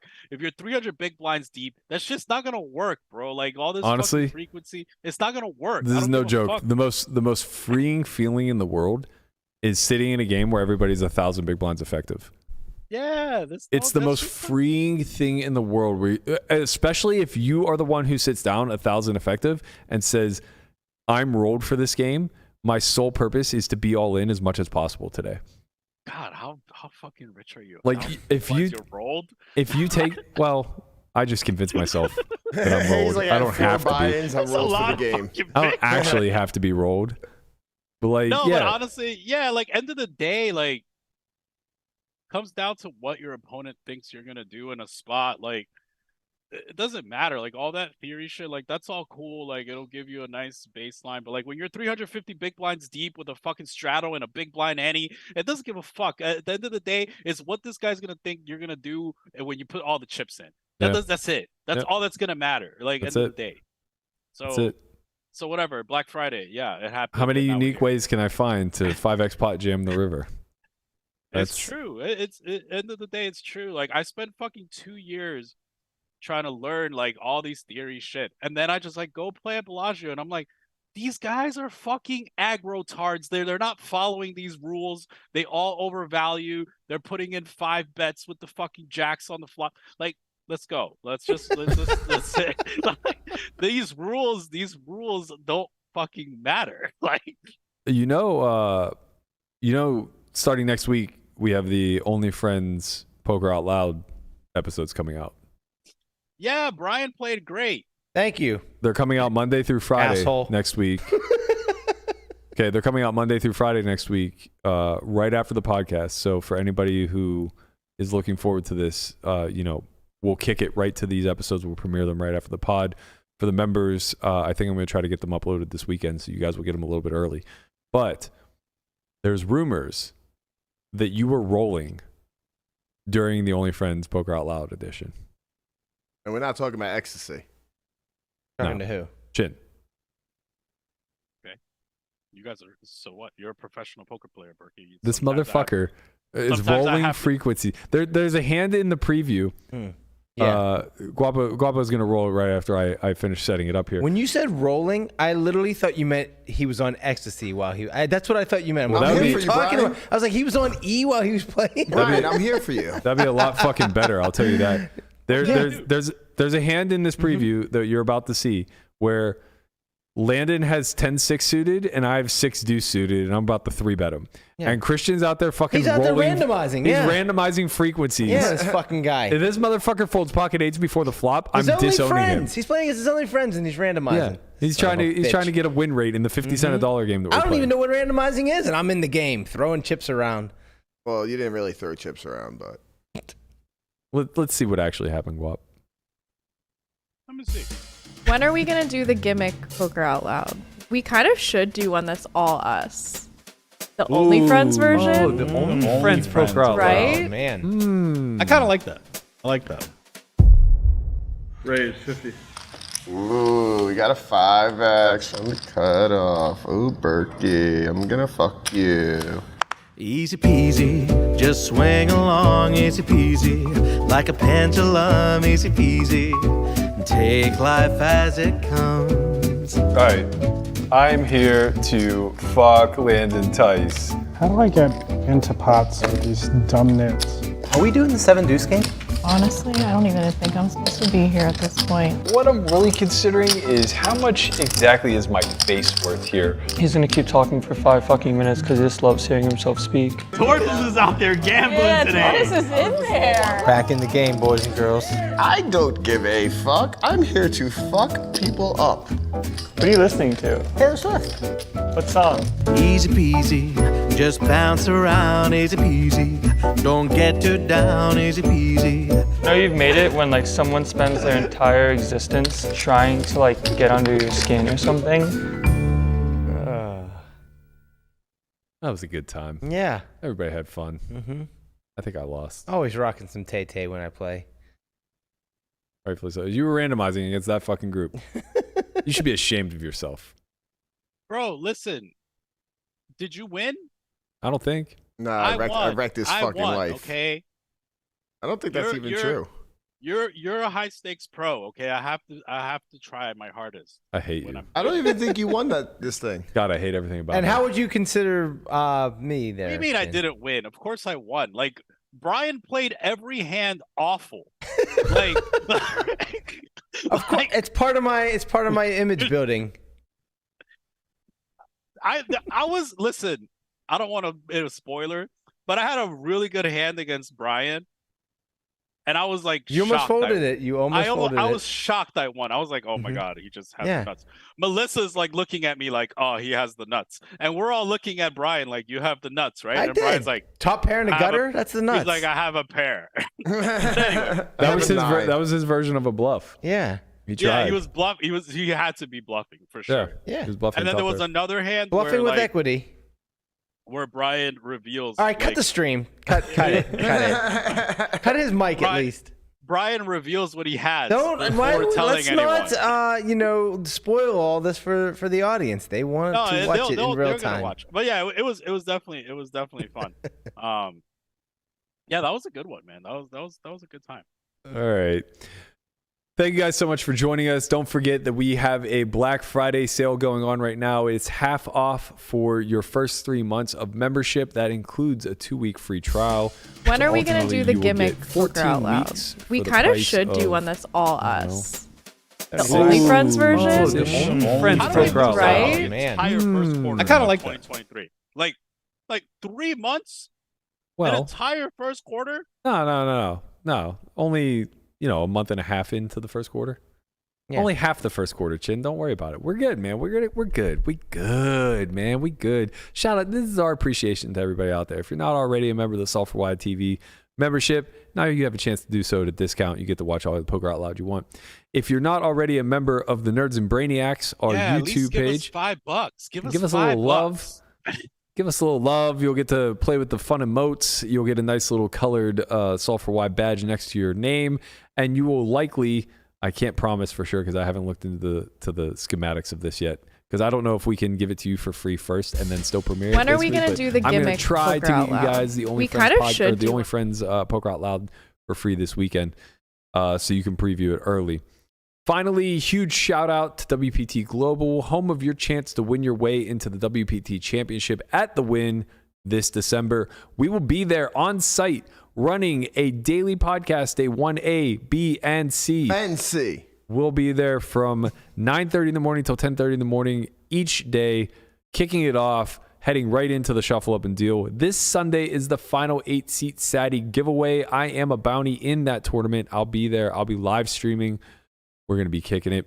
Plenty of overlay. I believe last week's overlaid 3.5 or 4 seats, something along those lines. So if you're looking for an opportunity to play a high stakes buy-in tournament with a massive $15 million guarantee, this is your chance to do so. Head over to WPTglobal.com now. God, I can't wait for the markup police. What? The What? markup police. What do you mean? Like, people are going to start posting their 1.2 or whatever, and then people are going to start their Oh, I'm here whole, for like, it. They're going to start like, you can't win at 1.2 in a 10K. And then someone like, oh, there's 37 satellite winners. And then the whole thing. 37. There's going to be like 370. Oh, God. So the 1.2 is going to be justified, huh? I'm At selling least. at 1.4. Yeah, I'm buying. I'm fucking buying. Let's go. That's going to do it for us today. I hope you guys enjoyed. We appreciate you for tuning in as always. Have a wonderful weekend. We'll be back next week. I think we're going to try to kick off an earlier time next week in order to prep for the Win. So look for us around 10 a.m. Eastern, 1 p.m. or sorry, 10 a.m. Pacific, 1 p.m. Eastern. We're going to give that time slot a shot for next week, I believe. As always, signing off for Guapo, Lamana, Conrad, and Chin. I'll see you guys next week. Peace. Later.